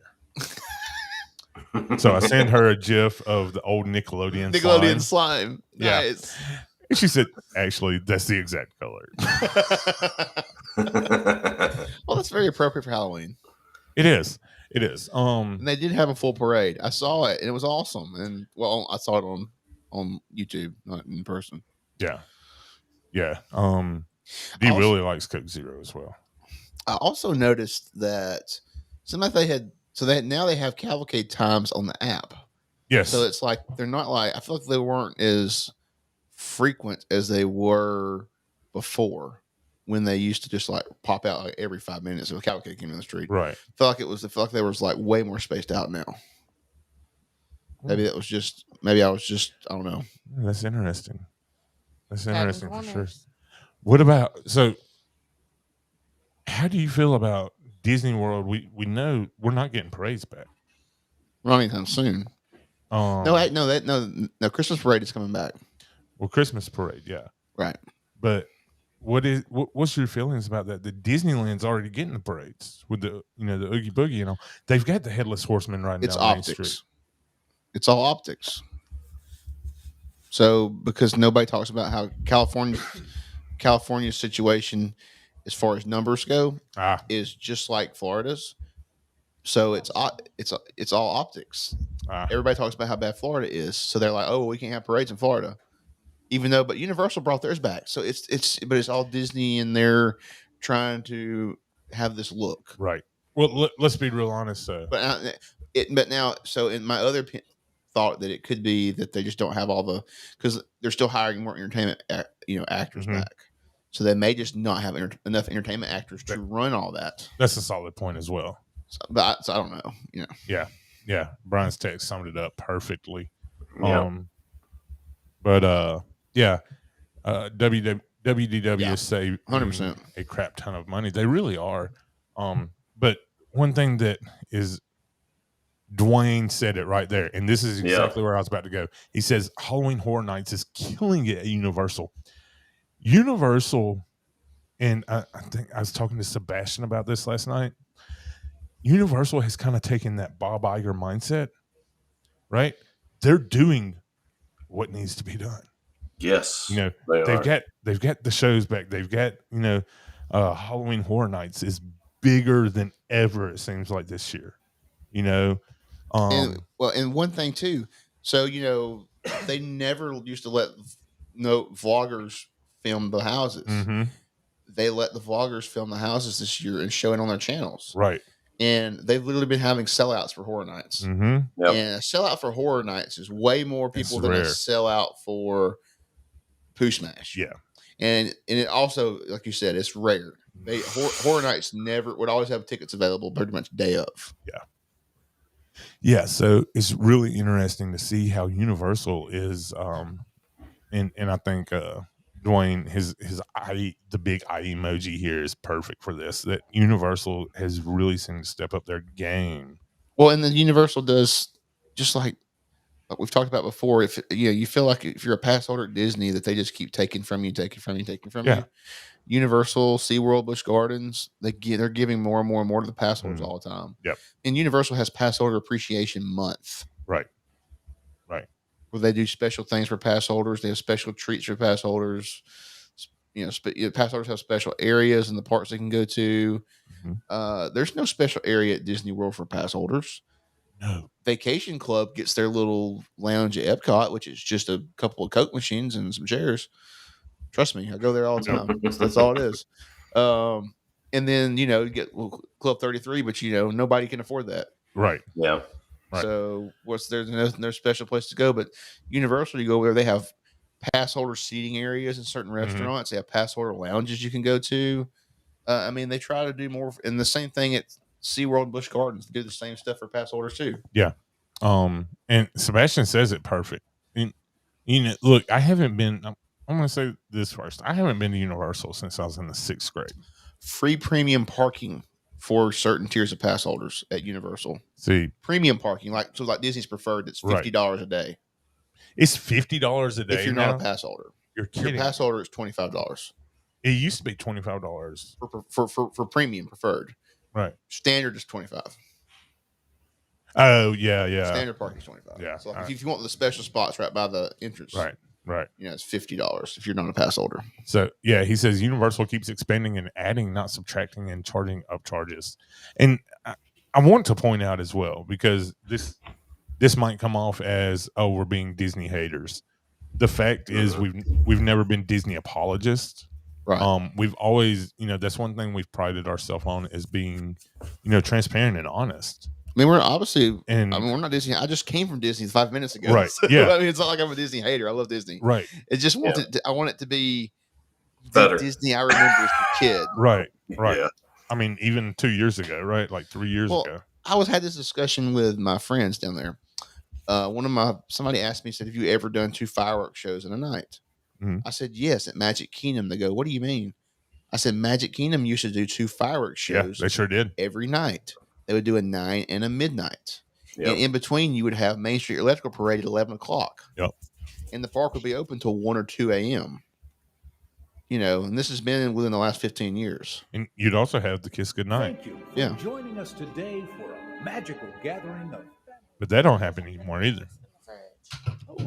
Oh. I might have to take a bathroom break. So, It's so funny. An hour and a half. We have?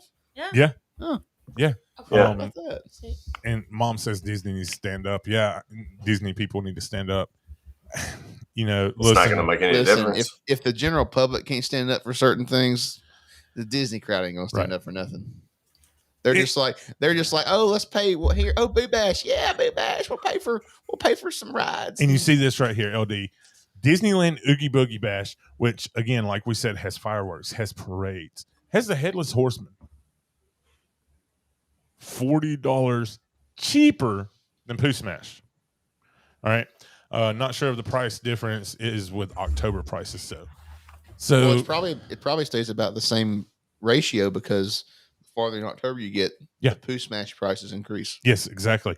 Dwayne is a new annual pass holder for Universal as well as Disney. So he hasn't been to Disney as a annual pass holder yet, but he has been to Universal, and he says the AP lounge is pretty fun. Okay, if you haven't been to Disney as your pass holder yet, make sure you go to guest relations and make sure your pass is activated before you go to the turnstile. Otherwise, they're going to make you go to guest relations, or I think you might can go to ticket booth as well. Oh wow! It's got to make sure you're my friends had this issue at Epcot yesterday because they had bought their annual passes on the 8th.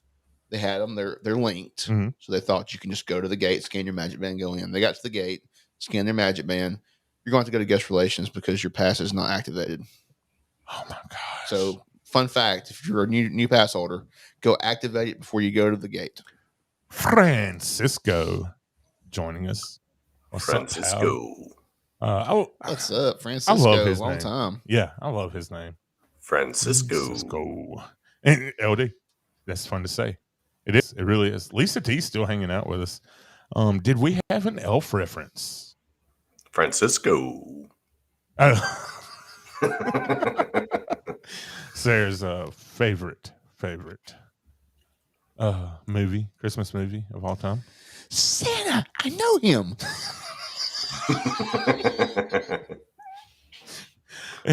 World's best cup of coffee. Congratulations. Wow, how have we get this far behind? I love this. I love getting behind on comments because that means we've had incredible conversations. Yeah, we have a lot to catch up on in the comments. So Elle says, I saw last night fill up an entire pillowcase with candy, so they're giving out that much too. Oh yeah, if you watch any of the Disney World streamers when they went to Pooh Smash, they're not getting much. 2 pieces of candy. The last time I went to Mickey's Not So Scary. I had to think about what the name it was because it's been so long now.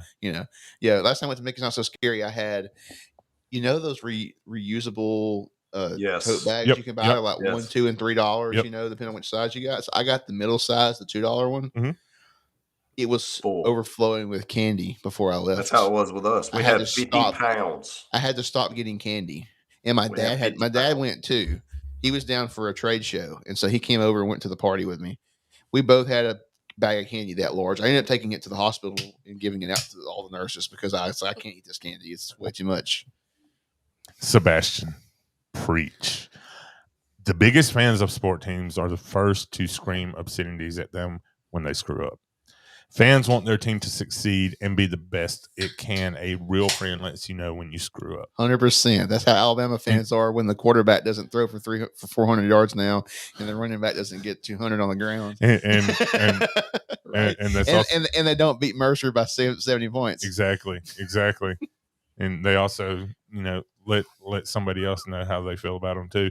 Parade happens twice. People aren't able to. People aren't able to go through all the character meet and greets because there are so many. Oh, that's how Mickey's Not So Scary used to be. Right. There were so many character greets that you had to pick and choose which ones you wanted to go to. Yeah, I remember those days. Dwayne says thank you for the tip. You're welcome. Yeah. Just want to help out anybody who's a new pass holder that doesn't know that, because it's been so long since when I became a pass holder. I upgraded my ticket from a 7-day theme park pass to an annual pass because it costs like $50 extra. Those days are long gone. Yeah, I think Dwayne is stuck on Elf right now. He is. You smell like beef and cheese. So throw lies.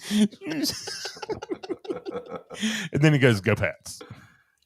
Go Right. Pats!" I feel good saying that. I didn't watch the game the other night, but I saw it was broadcast in only 3 states, and Alabama was one of the 3. I wonder why. Why. Because half of our team was on those teams. Right. And what's really fun to me, we're not going to get into that. Let's stay in Disney content talk. So I'm in the Pete McDevitt's Disney Fantasy Football League, right? I know nothing about NFL. Nothing. I don't either. My first match is against Living in Diz YouTube channel. And like I said, I know nothing about NFL. College football, let's go. I get this. NFL, I'm not there. I'm honest, but hey, it's fun, right? It's supposed to be fun. Sarah's fussing about being tied to the. No, I'm not fussing about that. You didn't hear the ding ding? Oh, you hit it with It was over here, and my cord started Dude, Dak Prescott went off for me Thursday night. He was projected 19 points this week. He got 48. Amari Cooper roll tide. Projected 9 points this week. Got me 40. Right off the bat, I had 88 points. That sounds good, I guess. I'm looking at a 99% chance of winning right now. Okay, cool. So yeah, Living in Diz, if you're watching, I'm sorry. It's all in good fun. But you're about to get beat by a guy that doesn't know anything about NFL. you can check, you can keep up with all that too on I know nothing either, so yeah. Thursday nights Pete McDevitt does his NFL chat. But what was that? Was that the creaking door at Haunted Mansion?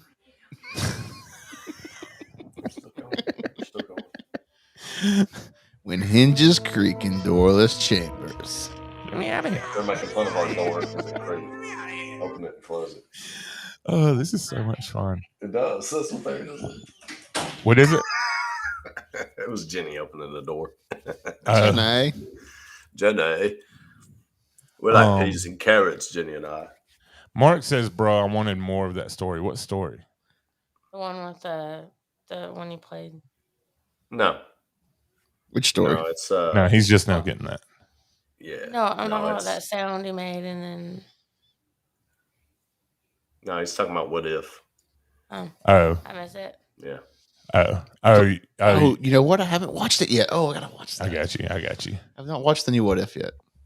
Oh, Hot cheeseburger and mayo. What is happening to the chat? That sounds really good. I'm hungry. Hot cheeseburger does sound good. Yeah, I just went in there. It took me so long because I realized you left all the frozen stuff sitting on the I stopped at Buc-ee's on the way over and got a chopped brisket sandwich. You turd. Thanks for sharing. Well, I should have. Well, I was listening. So with my whole issues today, I have not eaten. Like the whole plane, all the plain stuff, I had not eaten a bite today. And I was Poor pitiful Chase. So I know I need to, you know me, I need to eat. Yeah, right. I feel you. I feel you. So I ate a couple of pieces of pizza when I got home this morning, but I haven't eaten since because I laid down to take a short nap right? Turned into a long nap. Yeah, it was like 2:15, 2:30 when I woke up. I was like, when are you supposed to get up again? Yeah. Dwayne just ordered a giant chicken cheesesteak from Jersey Mike's. Oh, that sounds pretty good. Yeah. I haven't had Jersey Mike's in forever. I've never had Jersey I've Mike's. never had it, I don't think. Yeah. I'm a Firehouse person. Love Firehouse. I like food. Well, me too. So yeah. Favorite restaurant at Disney? Let's go Magic Kingdom. Oh, hold on. We gotta get the Magic Kingdom. I'm gonna think about that.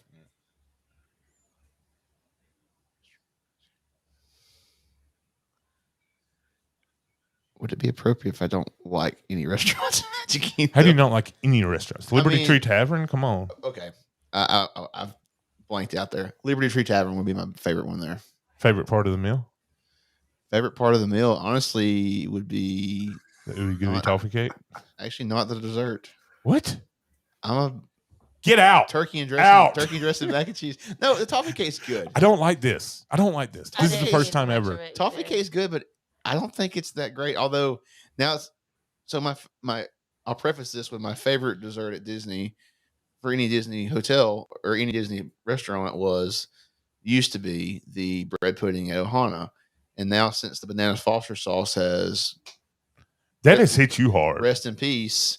I don't like caramel. I don't like regular plain caramel. And so I don't either. And my parents don't either. And so when we all ate at Ohana and it was just caramel, just melted caramel on top of the bread pudding, it didn't taste good. What about caramel?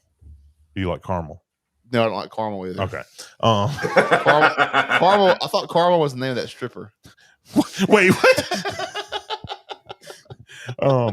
So I don't even want to know. Yeah, I don't either. That was just that was some movie I've seen. I don't even remember the name of the movie, but there was some stripper's name was Caramel. Elle knows. Here we go again with the bread pudding. That's great. I went off about it in the chat one day in my group chat. One day, or maybe several days. I don't know. I probably did. It was it's a sore subject. Mark wants to know: Disney has strippers? No. So you can find them at the old Moroccan chimney. No, they just sell eggs. Now they're going in the back door.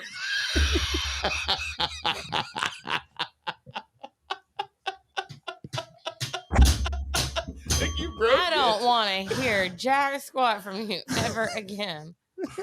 Elsa, one day. See, bro, you talk about it all the time. I haven't talked about it in forever. It's the first time in forever. Disney lot lizards. Oh boy. They come to the room. If you give them a key, you give them a key to the world. I guess they can. I can show you the world. No, you know the cards are key to the world cards. I know. Okay, but still, that's what the strippers come in and say. Did they come dressed as Ariel? Ariel or Jasmine? I mean, Any of them. Aladdin. Ariel, Jasmine, don't matter. Any of them. I'm just asking. Okay, so which one would you want to show up? Ooh, Elsa. Elsa, really? Elsa. All right. Brian? No comment. No, come on. Come on. Pick one. Sorry, listen. You got to remember. I'm good. Jeannie's not going to listen to this. Come on. Oh no. Daddy don't play those games. Hey, Jasmine would be good too. Don't get me wrong.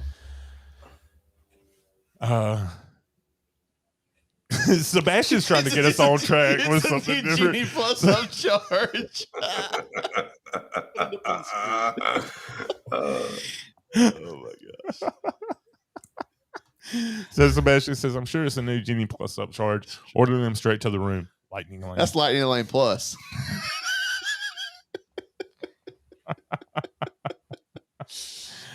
Brian's going to get in trouble. Actually, that option doesn't appear on the app until after 10 p.m. Right. When the parks close. That's when it pops up on the app. It's their after hours. That's their after hours. And they charge $149 a night for it. Oh, man. Oh, my It's like the new Club 33. With extra magic hours. Oh, we've got a ball game. Miami 17, New England 16. Who's going to win? 2 with Mac Jones. Woo. Come on, Mac. Who cares? Roll Tide. No, Lisa, it doesn't. Not after September 29th. It does not come after. It does not come with a happily after. I can't even say it, happily ever after Ending. Yeah. Yeah. So hey, when Tink flies, does she fly straight to your room? That's Sarah. Sarah's cutting the zip line. No, she's been snipped. She didn't fly last night. I was upset. Really? Yeah, well, it was like storming close by, and it was kind of starting to rain. And But she could have been electrocuted. Meet and greet Well, it wasn't premier lightning, access, says Sebastian. What has happened? Oh man. Meet and greet premier access. Yeah, premier access. I hope your mom's not actually listening. She is. It's okay. No, we're not. We weren't really. This is all just. Oh, this is hilarious. This is pretty funny. Yeah. If anybody replays this to an hour and 45 minutes, that'll be amazing. This will be a part 2 of the podcast for the week with, hey, trigger warning, so don't let your kids listen. Right. This viewing includes adult. This is why we needed the disclaimer at the beginning. It is. Who asked for? Jeannie asked about disclaimers. Well, did you find out what that was about, Brian? Jeannie literally goes, "Hey, does he have disclaimers?" Oh, you was here. I know. Other than 2 seconds, I've been here the whole time. Well, I didn't know if that was because we were sitting in here talking for a while before you came in. Yeah. All right. So I think we need to take a left lane back to Disney World. All right. Genie Plus. What's your thoughts? Genie Plus or Genie Plus? Genie Plus. I'm sorry. I've been wondering about that too. What? You keep saying Genie or Genie Plus? What's Genie? What's the difference? Genie. Well, Jenny and Jenny. I kept thinking that too. I'm like, when is he gonna catch I thought up he to was this? talking about. Yeah. So anyway. Oh my God, Sebastian. I'm not bringing that comment up on screen. I may have found my new favorite. It does. Oh, sorry, Elsa. She's going to have to let it go. Oh my God. It also it also fits with Harmonious. So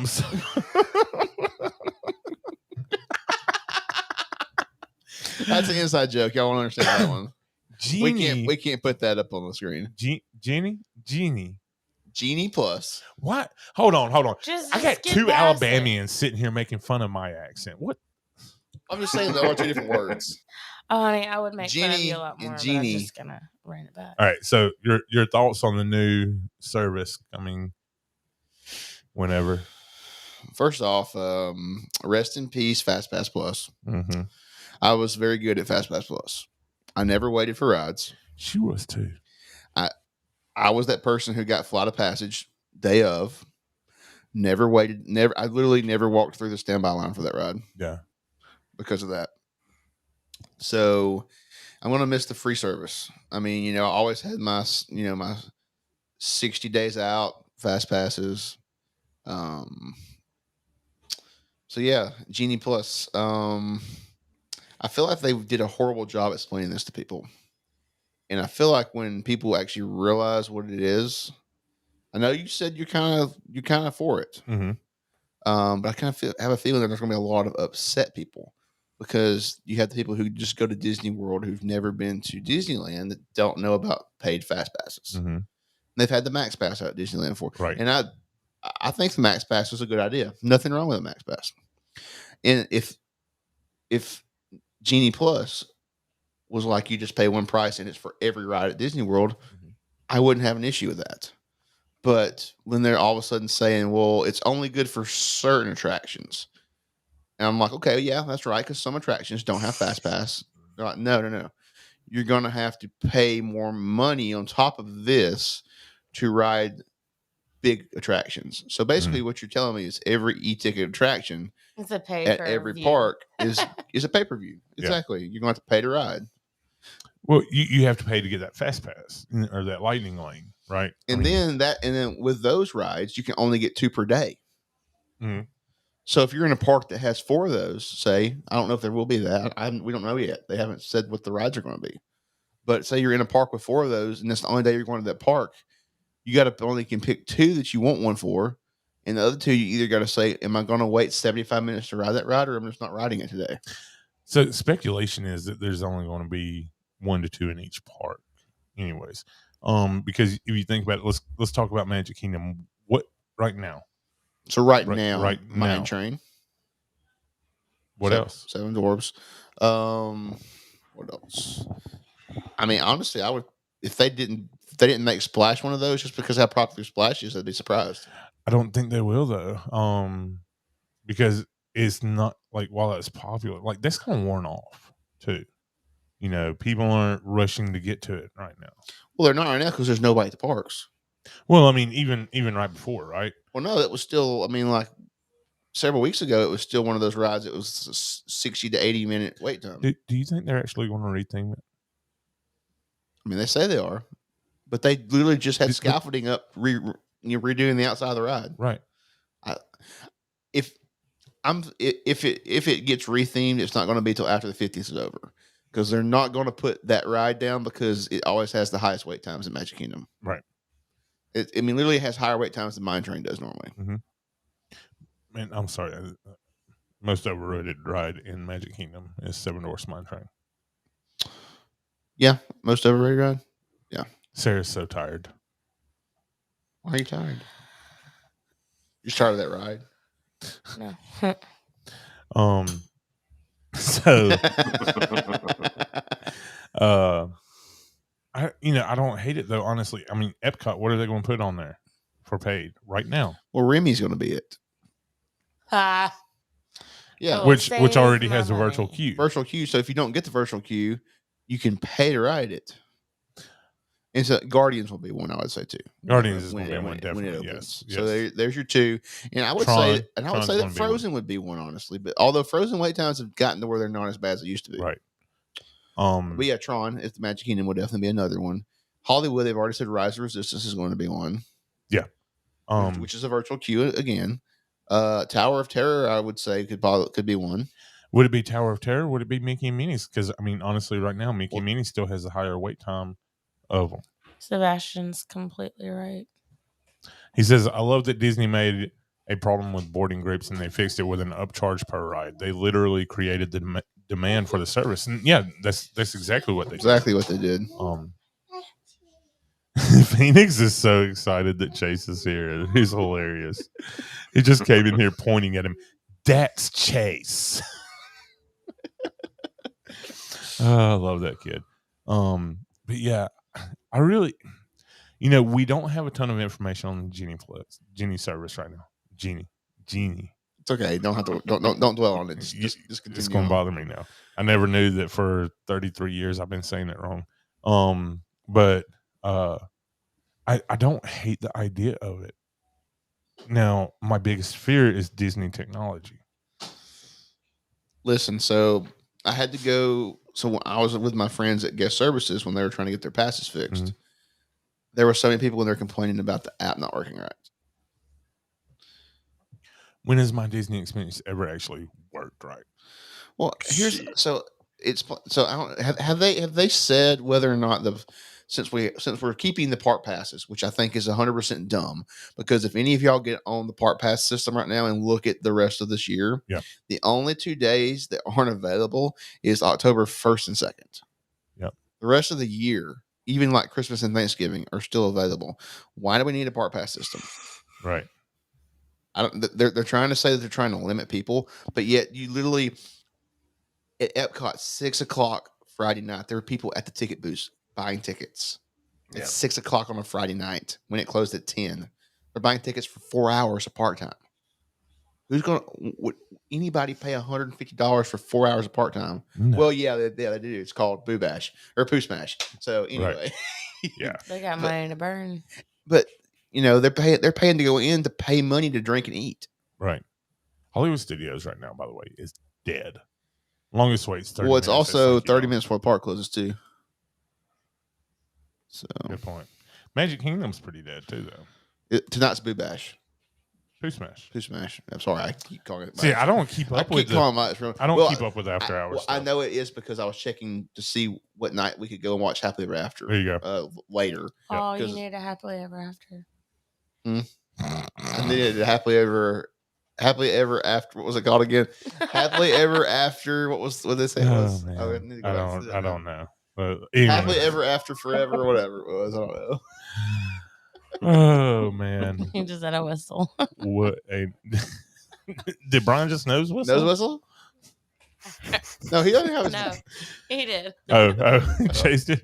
Brian makes sure to clean his nose out before every show. Ever since episode 15. I'll know for next time. Yeah, I've got the dried out nose from the plane ride. So. There you go. There's just. Oh my goodness! We've been going 2 hours. It's been a lot of fun. It's definitely a two-parter. Wait, we're stopping? We don't have to. Oh, you want to keep going? I mean, I don't know. It's what time is 6:30. 6:30. Chase has those like 4 to 6 hour streams that he used to do. Well, yeah, but he's got an hour to drive back home. Hour and a half drive back home. Yeah, hour and a half. Yeah, what am I thinking? I gotta go to Tuscaloosa, not Birmingham. Birmingham's only 30 minutes. Side question. Tuscaloosa is another 45. 50. I know. I just realized that. Hey, ma'am. Side question. Yes. Do you want me to go pick up? I used to do that all the time. Do you want me to go pick up some food, or I'm game, or just make something? Okay. What do you want? I'm not picky. You got those wings? Yeah, I picked up wings and the stuff to make ranch dip and chips and stuff. Let's do that. You want? You good with it? I'm good with it. Brian, you good with it? Wings. I'm good with wings. Yeah. I got some homemade pizza waiting on me right now. So. Look, I had this idea, Brian. I don't know if I ran it by you or not. I did not run it by Chase. I was going to surprise Chase with it. So remember that idea we had? What? Remember the idea we had for the episode that didn't go through? No. You don't remember that? About the boat? Gosh, yes, we're going to make that happen. We gotta have that. He has a boat. Oh. He has a boat. So we can get him down. We can meet him in like Gunnersville. Yeah. And we can we want to do a podcast from the boat, Brian. Don't know how this would work, but we can make it work. We want to do a podcast from the boat. Can we not do like a halfway mark somewhere? Gunnersville's halfway. No, it's not. Okay. Smith Lake. Smith Lake. That's what I was about to say. Smith Lake, Coleman. Smith Lake's even better. Right? Coleman? That'll work. Yeah, that'll work. Yeah. I can do Smith Lake. We got to make that happen now. So my idea was I called Buffalo Wild Wings. And I was going to get them to do 10 wings. And I wanted, 2 wings of their 5 hottest flavors. Oh. Right? So like they're but they wouldn't do it. No, because they want you to do so many in each flavor. It's stupid. It's stupid. Why does it matter? LD says she's inviting herself. You're more than invited. Sebastian's like Brian's Okay, face. you're more than invited, and I wasn't invited at all. So you're in the conversation. You're included. Kidding. You're part of the show. I don't know if we could all Sebastian is fit. BRI. Well, how big is this boat? He said brain's face. And then he also said brain's face? He said everybody spells my name wrong. It keops auto-correcting your name. Sorry. Keops. Oh man. Oh gosh. Love it. This is what happens when you stream for 2 hours I was about to in say. one location where you don't move. Like Yeah, I was losing feeling in a butt cheek there for a minute. I was like, you missed it earlier. Chase was sitting in that chair and it started this. He's like, "What's happening?" I was like, oh, somebody activated the hydraulics on this thing. It was like, All right, so like this was my main duster for the longest time, and it just kept doing that over and over and over. Sometimes I get like lifted back up and go straight back down. And, like usually about the time I got comfortable too, and then it just went. Shh. It sucks. Is it broken? I don't know what happened. Sebastian, I'm on a boat. The Lonely Island. I'm on a boat. I'll leave that song at that. That song was a version that popped into my head too. Oh man, that's my brain works off music, so I hear like a phrase from a song, and my brain immediately goes to the song. I can't help it. Phoenix has been obsessed with music lately, and like boats and hoes.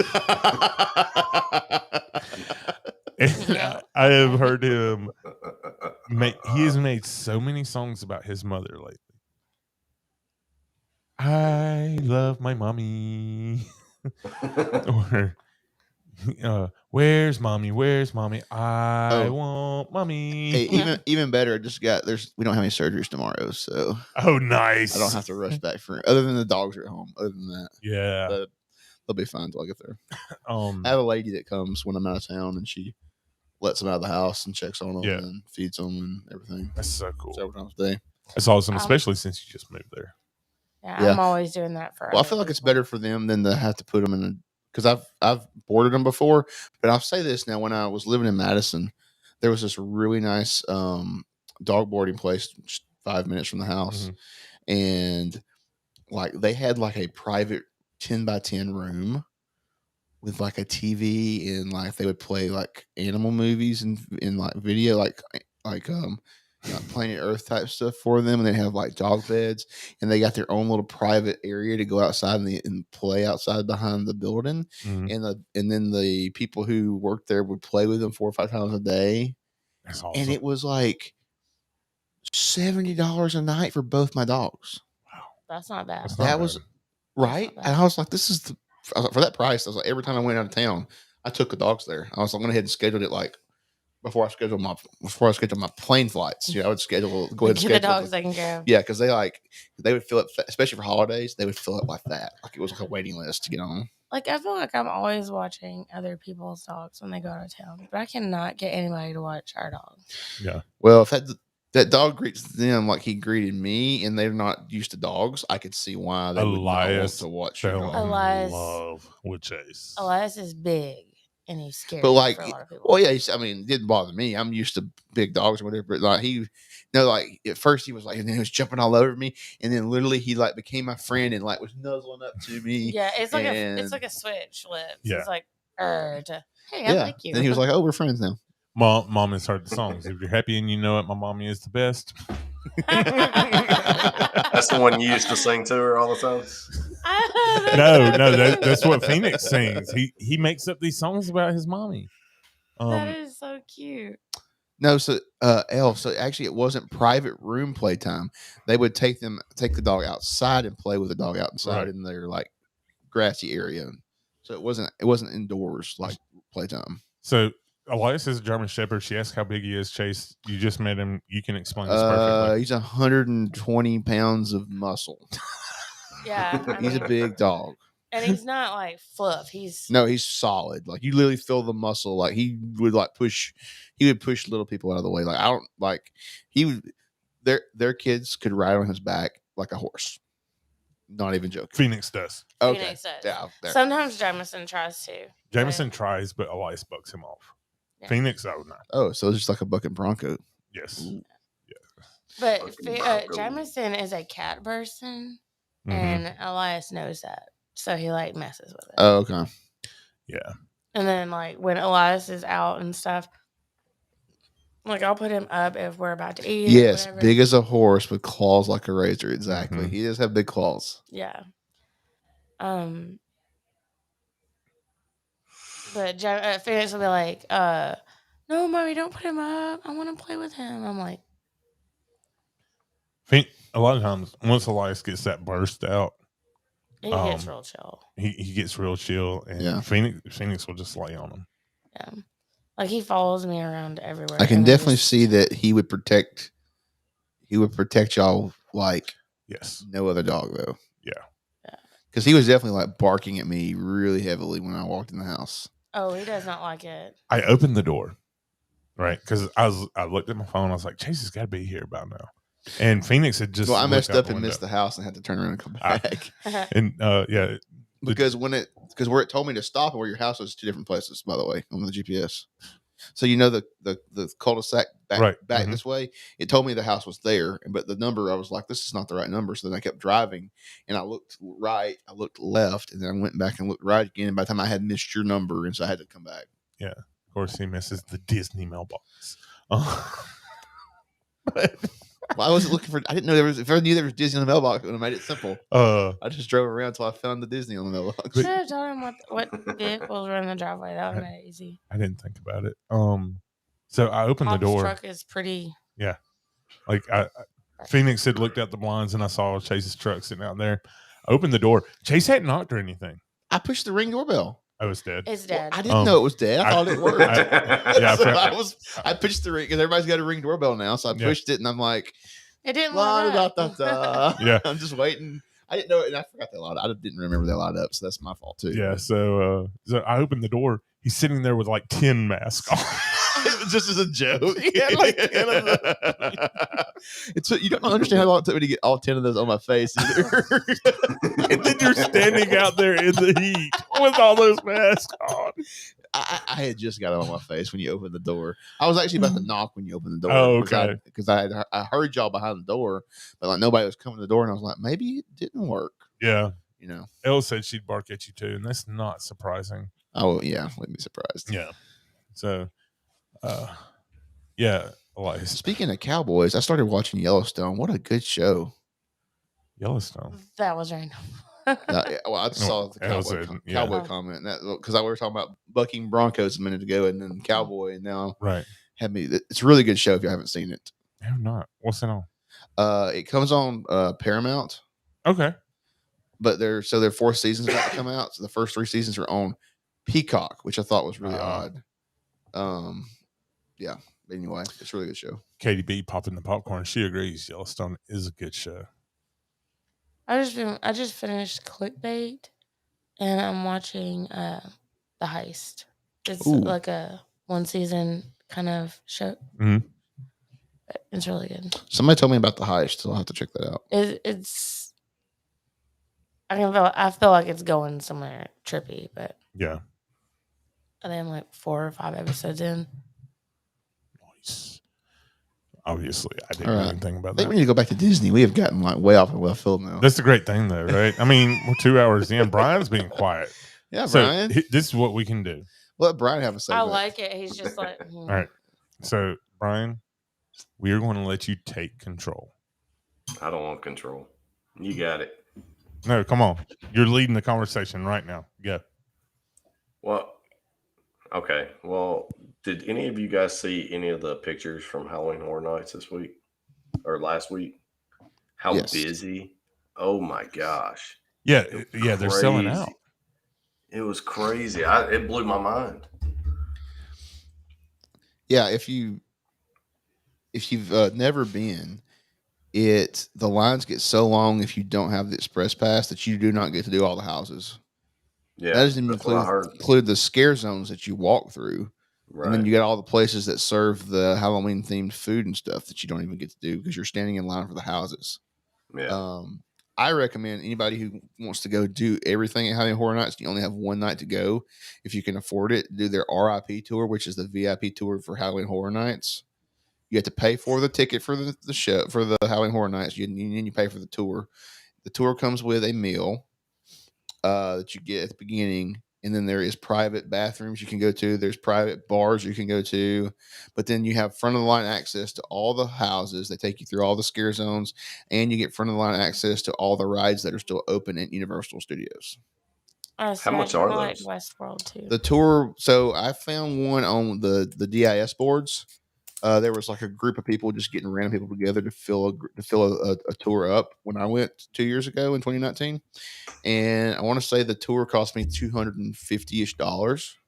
So if you take the price of the meal out, which was like probably you say like a $30 meal, standard theme park meal. Yeah. Yeah, it was. I mean, it was well worth it just to have that front of the line access to everything. We did all the houses twice, and then I ended up leaving because I was wore out. I was coming back home. I think the next day, but the rest of the people they started riding rides after I left. So they went and they were riding Rip Ride Rocket and whatever else was open. So it was definitely well. I mean, to be able to do all that was definitely well worth it. I bet it was.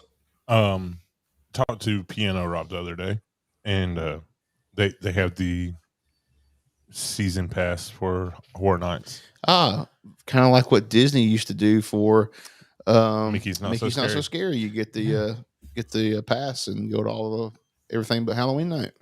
Yeah. So, and he was saying opening night they went. After he got off work, he was playing at the boathouse. So after he got off work, they went for like the last 2 or 3 hours and did like 5 houses. Yeah. He said that is the key. He said if you can wait, if you're, a night owl and you can wait until late, that's when you're going to get the most done. I would agree. It definitely the crowd started dwindling. Right. But I also think too the first night I think was the night that there was a lot of rain, and so a lot of people started leaving because of the rain too. Yeah, if I remember correctly. Sebastian says HHN was the most fun he's ever had in a park. I really want to go. Yep, that's a bucket list item for me. You want to go cook? Yeah, I'm gonna go start on that. Okay, I love you, honey. Love you. Great show.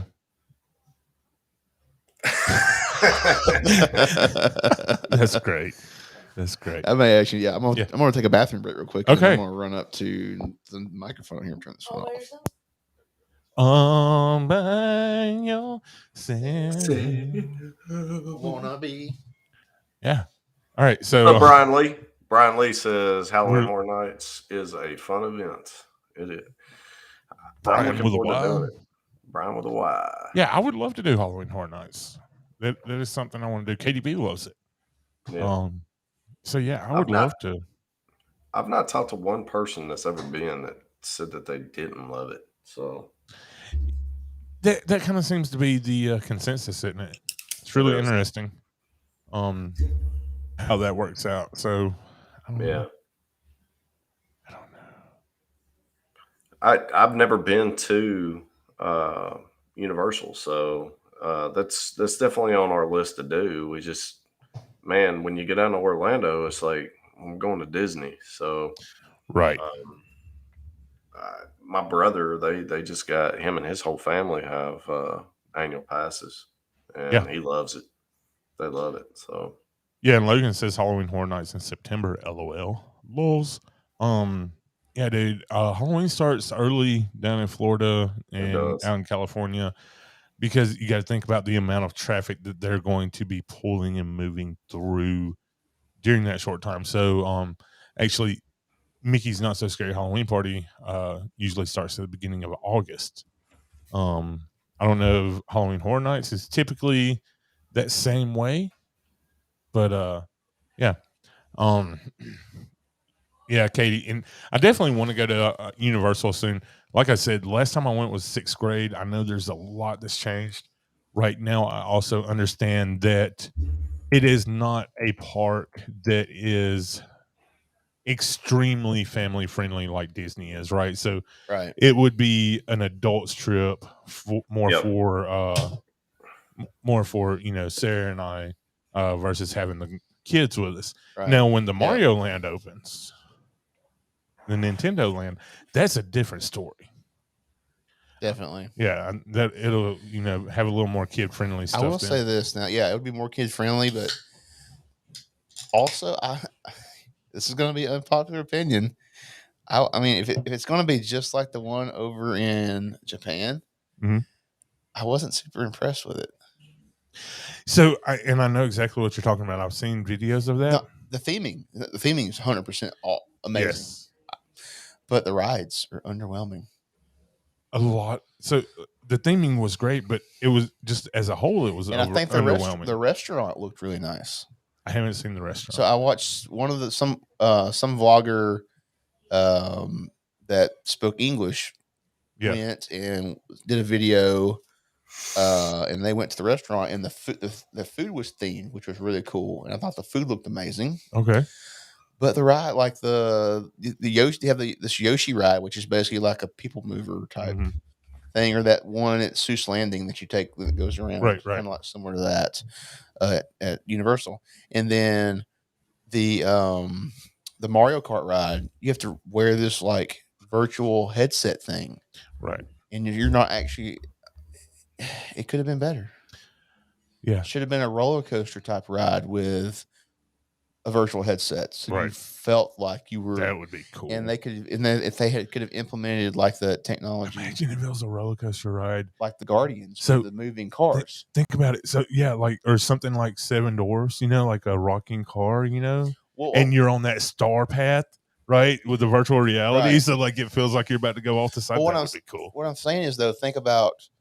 So the Guardians coaster, when it comes out, it's going to have like each car is going to be able to spin individually and point you in the direction you need to look. True. That's true. That technology on the Mario Kart ride, where you like hit the banana peel and you spin out. Oh my gosh! Think about that. It would have been so good. That would be amazing.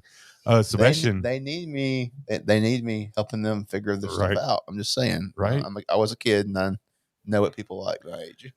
Sebastian we're the people that spend money at these parks. Right. So. Exactly. He says even the scare zones are done so well, and they change it every year. Yeah. And that's a huge thing is changing things up. I did not stream Halloween Horror Nights last year because they did not do Halloween Horror Nights. You streamed something Halloween where they were jumping out. I went to Busch Gardens and did these. Was it Busch Gardens? It was Busch Gardens. They were only doing the scare zones. They did not do their houses last year. Okay, so I did stream the scare zones at whatever. Oh, what's it called? Screamageddon or something like that. Anyway, I can't remember what it's called now. Brian Lee says that Hallow Scream. Busch Gardens Hallow Scream. I think that's Hallow Scream, yeah. Okay. He says that the Halloween Horror Nights can get really crowded. Certain houses may not be worth the wait, but the event itself is great. September Halloween Horror Nights is better for crowds. I agree. B-Rad from 8-Bit Vacations YouTube channel. What's up? Just got done playing outside with the little gal. Have you watched his new vlog yet? I have not. I haven't. Which one? The one with the monster trucks and all. I haven't seen that one yet. No. So Brad does a lot of stuff at Carowinds. It's really made me want to go check it out. Carowinds looks like a really fun place. They have classic horror movies. Yeah, exactly. We did not kick Sarah out. She went to go cook us some dinner. There we go. That's better. It'll end up falling some. Oh. And it's so aggravating. These are brand new stands, right? And for some reason, it still will. This one doesn't, but that one will. Go figure. I guess it just started doing it because of the chair, right? Give me some Loctite and we'll fix it. Get right. Yeah, I get that, Logan. I get that. Let's see. I remembered that stream. Hollow Scream. Go away. Close the door. He was doing the loser dance. Yeah. Technology is insane for Mario Kart, but I agree. People were disappointed Mario Kart wasn't a coaster or fast. It doesn't seem like a good fit for the theme, but the technology is crazy. Yeah, I agree. Yeah. And Brad says we're always welcome up there. So yeah, I'm excited for the Nintendo Land though, because that's what we grew up on, right? Little N64 action. I'm excited. I know there's more stuff involved in the land than just. I think there's they have some kind of interactive stuff you can do too in the land. Mm-hmm. So that's kind of like something I would be looking for. I would look forward to, that. And they do some meet and greets in the land. One thing though is Universal has been doing a great job of really stepping it up and trying to top Disney. Oh yeah, I mean Harry Potter's a great example of that. Exactly. Yeah. Just think of the interactivity with and you. So, if you compare like Galaxy's Edge and the Harry Potter lands per se, because Galaxy's Edge you have interactivity, but you have to use your phone. Right. And honestly, app eats your phone battery alive. Mm-hmm. And really, there's not a lot to do in Galaxy's Edge with that app if you're not in line in some of the rides. Because some of the activities it wants you to do, you have to scan crates in a queue line. Right. Well, I don't want to scan crates in a queue line. I mean, give me something more impressive to do with that app versus like Harry Potter. You've got this interactive wand. Anybody, young or old, you can give them a wand. They can push the button on it, go up to the thing, and swish it around and make all this cool stuff happen. Right. Well, let's be honest. They have that at Great Wolf Lodge too. Yeah. Which Great Wolf Lodge is like Disney pricing. I don't know if y'all been to Great Wolf Lodge. Don't. I haven't been. I've had friends that have gone. Literally, I think it was like over $3,000 for 2 nights. So we're talking Galactic Star Cruiser level prices. Stupid. And they're brilliant with ladies and gentlemen. I was going to say, ladies and gentlemen, we've had a breakthrough tonight. We have? We have. What? Yeah, I've done this podcast with you many, many times. I've always heard you refer to Universal as the other part. This is true. He's never had said its name. That's hilarious. Said its name, or like I've heard it called the shady place, the dark place. I have made the joke. I have made the joke multiple times that I tried to be smart with my branding, right? Like I was, mouse ears and magic. Well, it would take nothing to change to donkey ears and magic. At this point, with certain people in charge, right? Right. Oh yeah. Gar says they're building a Mattel is building a theme park in Glendale. So is it going to be Barbie themed, or is it like with Barbie, and then you have, what is the little cars? Are the little cars Mattel? Hot Wheels? Hot Wheels. Does Mattel own Hot Wheels? I think they do. I think Mattel owns almost every toy. So that could be interesting. It really could be. That could be all of our childhood again in another form. Yeah.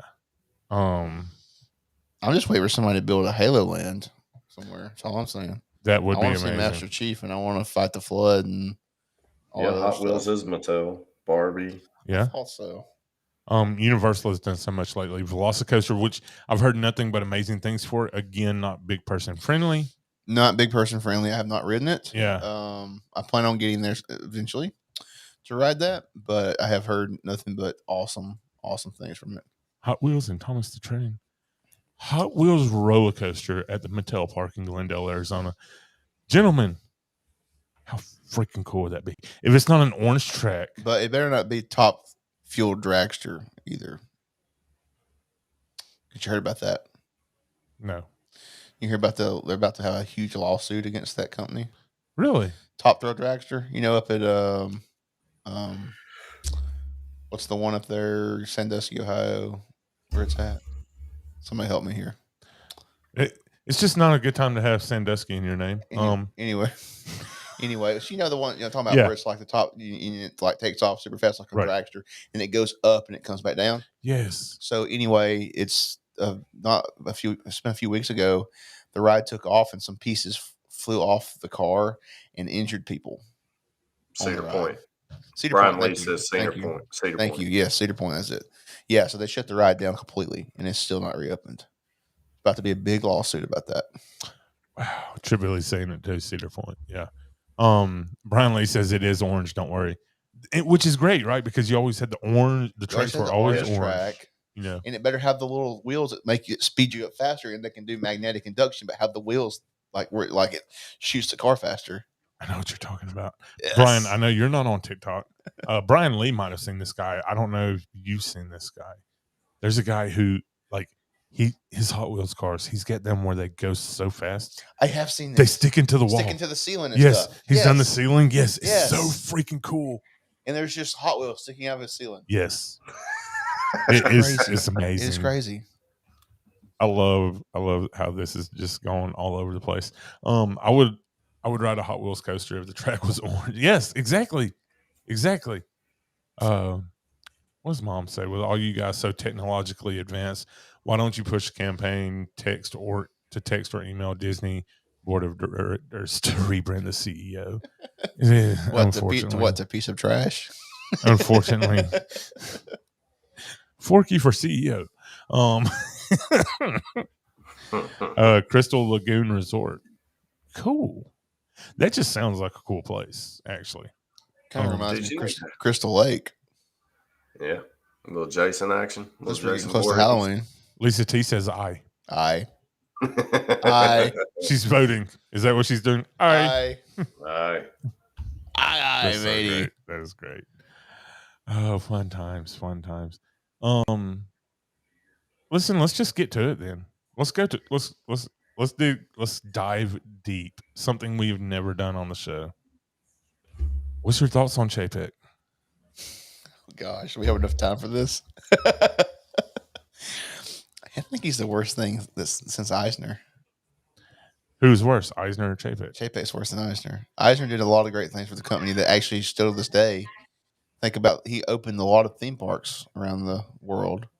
Brian Lee said, I'm out on this conversation. Y'all have a good night. I don't want to be a part of it. I mean, just think about, there's just these decisions that have been made in a short amount of time. Yes. It keeps stacking and stacking and stacking. And people are like, why am I paying more and more and more? Like within a span of months from what I paid 2 years ago, it's like astronomical. The price, annual pass price, just annual passes at Disney, for instance, because you have people, so you have a lot of locals. Yes. That come to Disney, but not like Disneyland. It's not like Disneyland where they're all locals.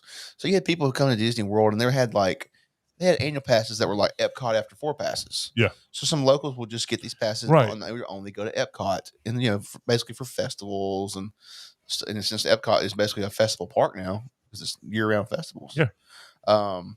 So those passes are gone. Once they have to renew to one of these passes, and you have like one of these passes you can only go on weekdays. Well, that doesn't work. People who work can't only go on weekdays, right? And people who have kids can't go. I mean, they could go without their kids on weekdays, I guess, but kids have to be in school. And then the out of state people now, you can only buy. I can't remember if before you could only buy the platinum pass if you were from out of state, but now they can only buy this. What is it? Incredipass is the top tier one, which is. What is it? $1,299 before you add Photo Pass and before you add the water parks. Right. So you're looking at $1,500 with Photo Pass and water parks per year now. Versus my Platinum Pass, when I renewed it last year, was $804 after taxes. Mm-hmm. So for me, that would be an increase of a lot. Yeah. Brad, his thoughts on Bob Chapek? Blue shrimp. Oh man. Yeah, it's garbage, man. I'm a recent Disney. I mean, you could call me recent because I never really went to Disney until I was 40. Chapek is a vampire. I could see where this is all going downhill, man. It's not good. It's really not. Let's be honest. And I look, increase in prices.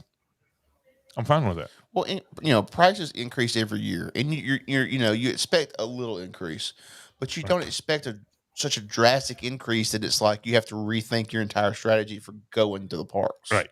Yeah. Well, I think the biggest problem. I didn't cut your sound, did I? Yes. I did. Okay. I think the biggest problem still can't hear is that's it right there. Too much.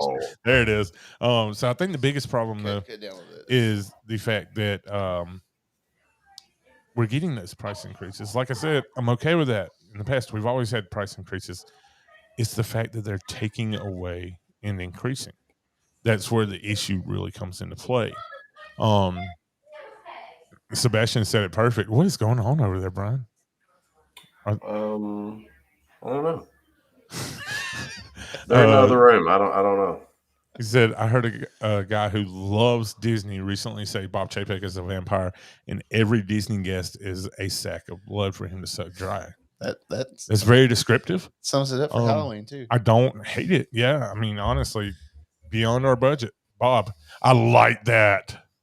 Bob, beyond our budget. Nice. Clever, Garth. Just a little bit more. Yeah. That was clever. Perfect. Yeah, really. people pay big money for magic. Not only is he taking away magic, but he's increasing the price at the same time. Double whammy. That's exactly it. I mean, taking away magic. Just for instance, like we talked about earlier, Disneyland getting their parades and stuff back. In Disney World, you have a cavalcade. Mm-hmm. I mean, some people may like the cavalcades. Some people may like the stream cavalcades all day. But I'm not. I love the cavalcade. parades. The cavalcade doesn't do it for me. It's. Did you just say that some people might like to stream the They cavalcades all might. day? I mean, but I'm saying like cavalcade goes by in 10 seconds, and then it's over. And versus a 15-20 minute parade, mm-hmm. and you got all these different characters and floats and the music for it. Yeah, like when they do the Halloween, when they did the Halloween cavalcades last year, yep. and they'd play little snippets of like Boo to You parade. I miss getting that whole Boo to You parade with all the different actors, and you had the Gravediggers was one of my favorite things. Right. From the Boo to You parade. You didn't get those last year, didn't get them this year. And it's like, so we haven't had those guys in 2 years now. Yeah. That's my favorite part of it. Yeah. My favorite part is right before the parade comes out and the Headless Horseman. The Headless Horseman, mm-hmm. which Disneyland has that. And how hard would that be to do it at Disney World, just to have that at the beginning of the Pooh Smash? I mean, listen, the guy has no issue socially distancing. He's not going to sneeze on you. No. I mean, does he rides by so fast the virus can't catch up with him. Right. Exactly. So, Brian's making noises. You should have that. You should have that as one of your noises. I should on your thing. I should. There's so many things that I've got to. I've got to add a lot more sounds. Yeah, I could. I got some ideas. Oh no. There's nothing bad. I have ideas. You're kidding. He almost spit his drink out there. That's great. He needs lots and lots of pixie dust. Yeah. But yeah, the people's vacations have gone up a lot now with all of this. Yes. All these changes. Mm-hmm. And now, not only this doesn't apply to pass holders, applies to everybody. So one of the big perks for staying on Disney property, Magical Express, if you're flying in. Gone. So you're going to have to pay. You're going to pay Mears to shuttle you to back and forth from the airport. Well, you can do Uber. I mean, I'd rather, because at Uber you don't have to wait in line for. Uber you can they'll be out there in 2 minutes, pick you up, take you to your hotel. Yep. And then it was the free luggage service too that went with that. Luggage service. Took your luggage to your room, so you never had to take your luggage. You checked your bag and didn't worry about it. Dining plan was an amazing perk. It's supposedly coming back. Don't know when it's coming back. We don't know in what capacity it's coming back. Last year it was announced, when they said dining plan is not happening right now. They said September of 2021 it will return. Ladies and gentlemen, we're running out of time. We were halfway through September. We're running out of time. Yeah, it hasn't returned yet. Yeah. And then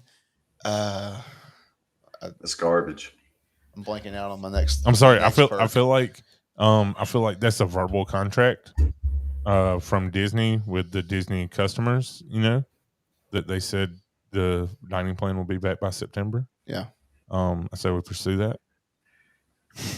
I don't think it would do any good if we pursued that. We can get Scarlett Johansson's lawyers on the job. They seem bitches pretty decent. Right. All they'll do is settle out of court. We won't get to go back to Disney. Sebastian has, I haven't read the whole comment, but right off the bat, he nailed it. People don't mind paying for good quality. People all make a cost and benefit analysis for everything. If you raise the price and shrink the benefit, people will go elsewhere. Oh, the other benefit I was thinking of. For any resort on property, you used to get extra magic hours. Did not matter which level resort you stayed at, whether it be Pop Century or the Grand Floridian. Yep. You got extra magic hours, whether it be morning or evening. No more. Now, hey guys, come stay at our deluxe resorts that cost $8.99 a night, and you too can go 30 minutes early to the parks or stay 2 hours late. Ka-chow. Yeah.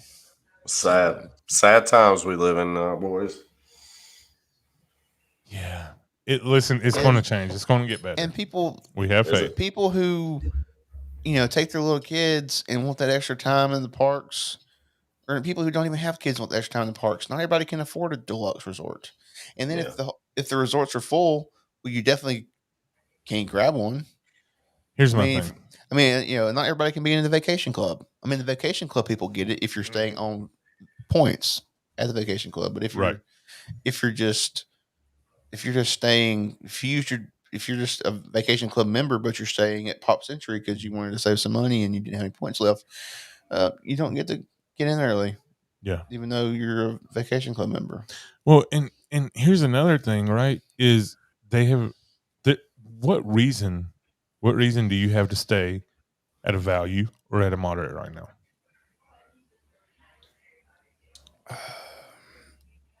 Well, I'll tell you this. For instance, so I booked a last minute hotel for this past weekend while I was down there for one night. Right. Me and my friends decided we were going to stay Friday night on property. Okay.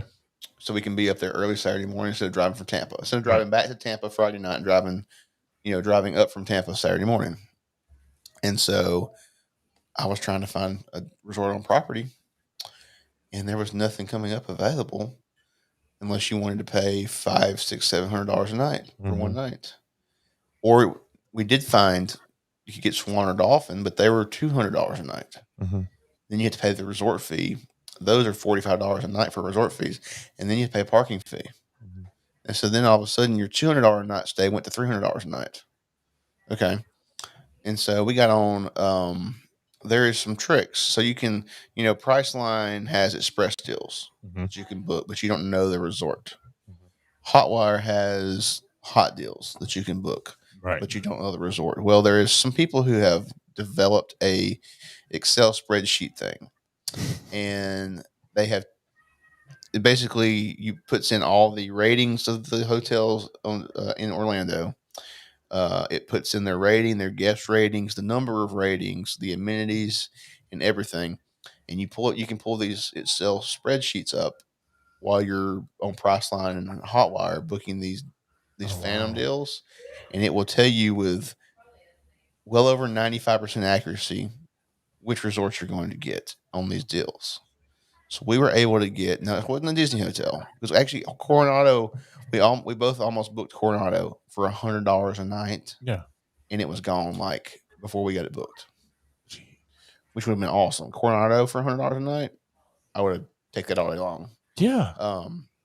We ended up getting for $112 a night the Wyndham Grand Orlando at Bonnet Creek, which is right next to the Waldorf Astoria, right over behind Riviera, right beside Epcot. It is a good neighbor hotel, so there is park shuttles. Yep. You get some of the benefits, or you did.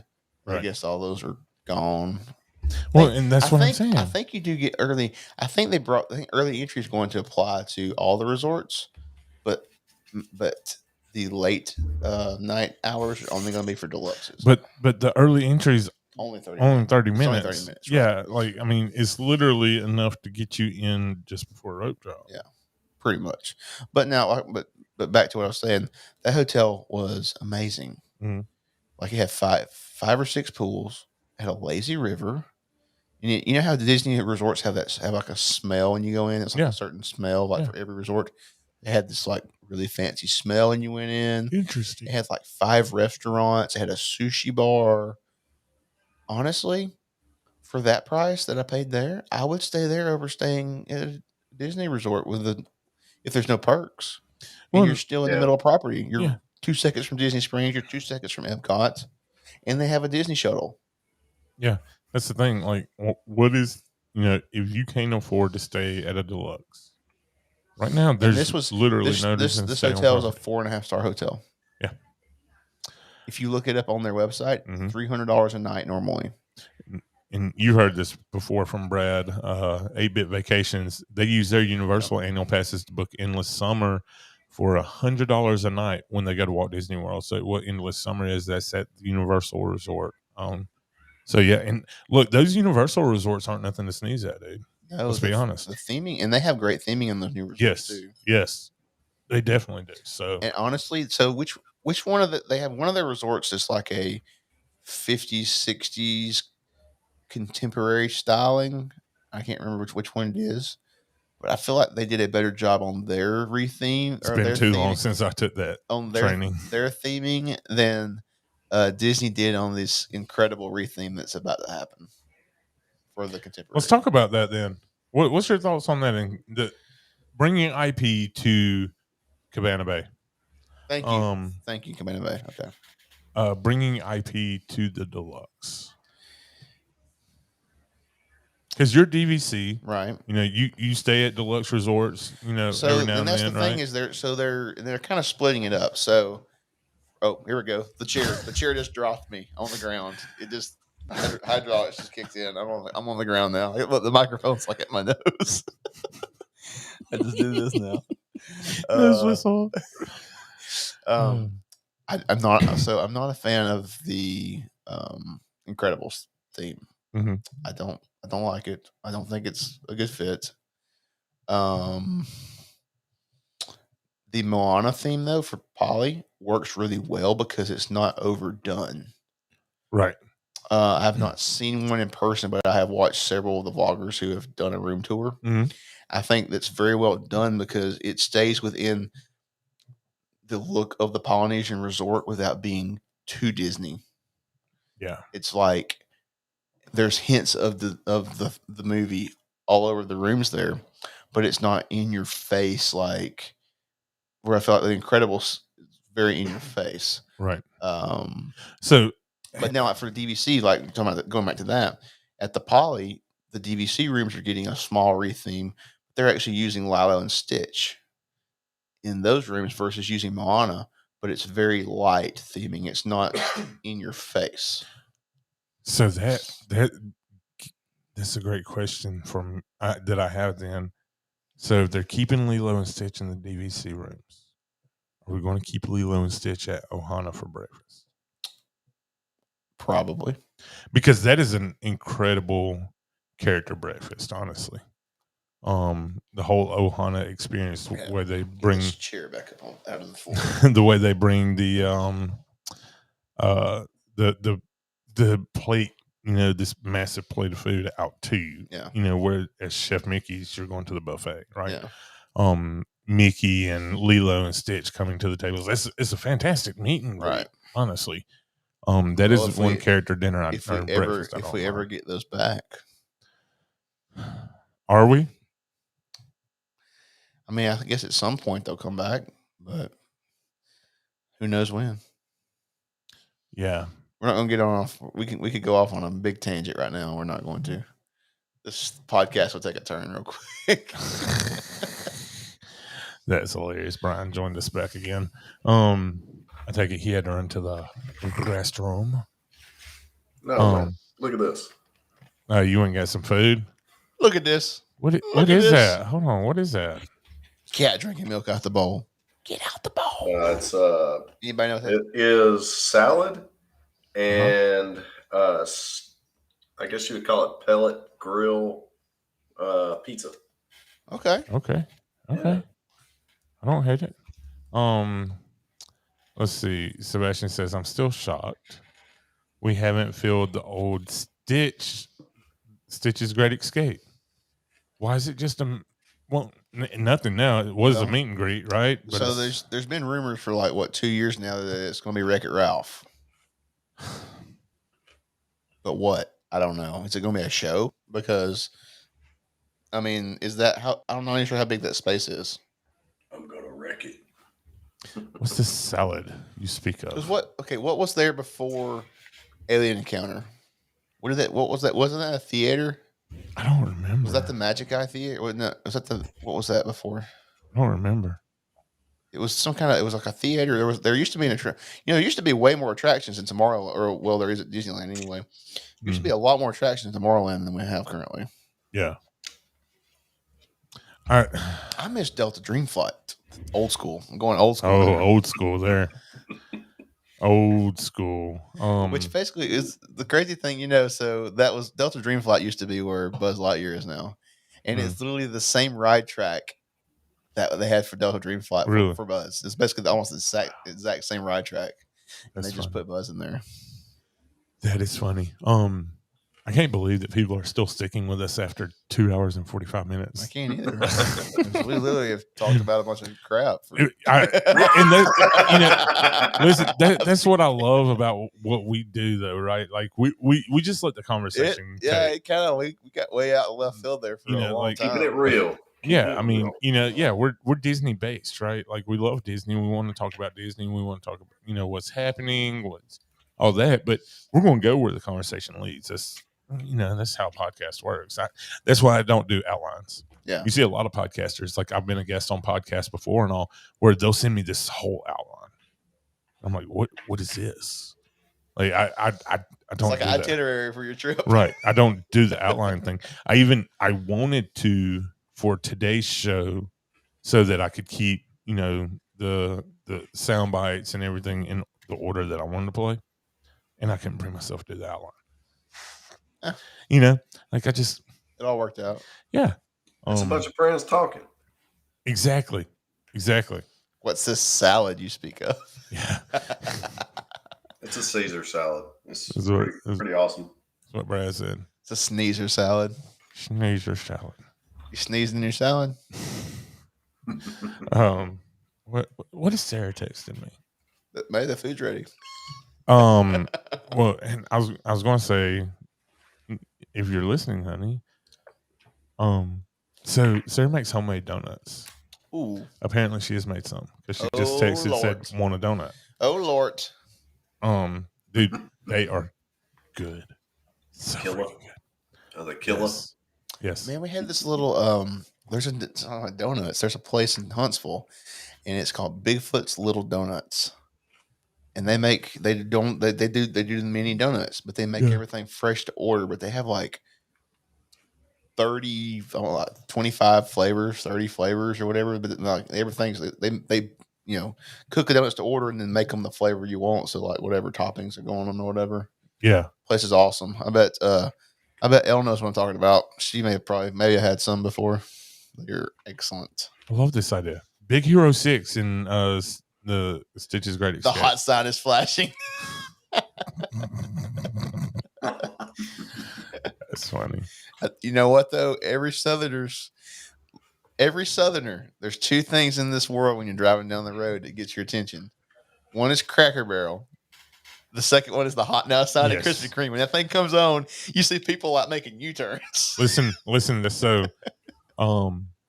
we don't have Krispy Kreme around here, right? Like one that does. Like we have like the little remote thing. Oh, but yeah, it's not like the hot ones, right, though. Right. Yeah, it's not the same. So that was always the thing growing up.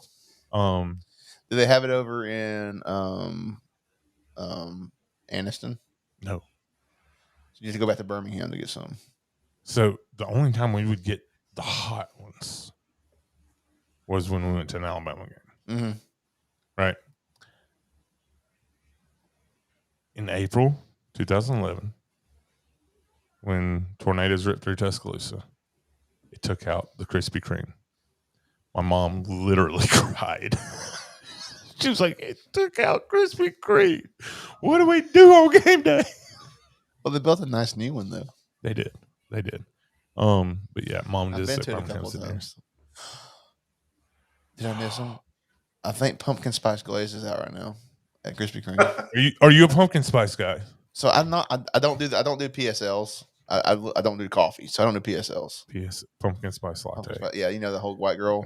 You know the white girl Instagram thing better than I do. Clearly. Yeah. No, I do like their pumpkin spice glazed donuts. Okay, they're good. No, Dunkin' had this pumpkin spice thing. If you had the pumpkin munchkins from Dunkin', no, you need to get the pumpkin munchkins. They're the best thing. They're the best thing. It's hands down. They had this. It was like a frozen coffee drink thing. It was like pumpkin something or other. It was really good. Really, really good. Here we go. So the pumpkin cold brew. Oh my goodness gracious. I told you. The smell is amazing. Oh my goodness. Look at these things. Good let's Lord. See. This will be a good one. Oh man. That is a homemade donut. Some layers in that thing. Look at those layers in that. Oh, That's got some heft to it. A little weight to it. That's not no little Krispy Kreme light and fluffy No, donut there. This is going to stick on your ribs. Oh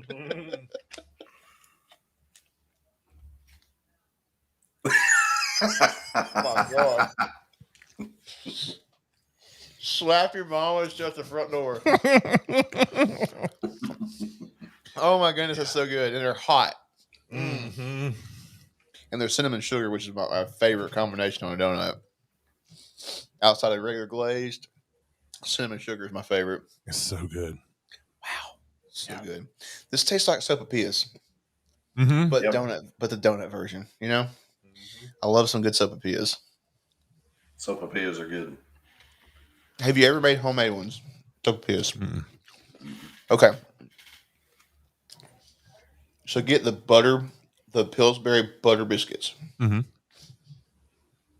Flatten them out. Get your cast iron skillet and get the oil hot. Deep fry them in the cast iron skillet. They'll puff up. And then when they come out, cinnamon sugar, a little powdered sugar on them. Honey. Slap your mama.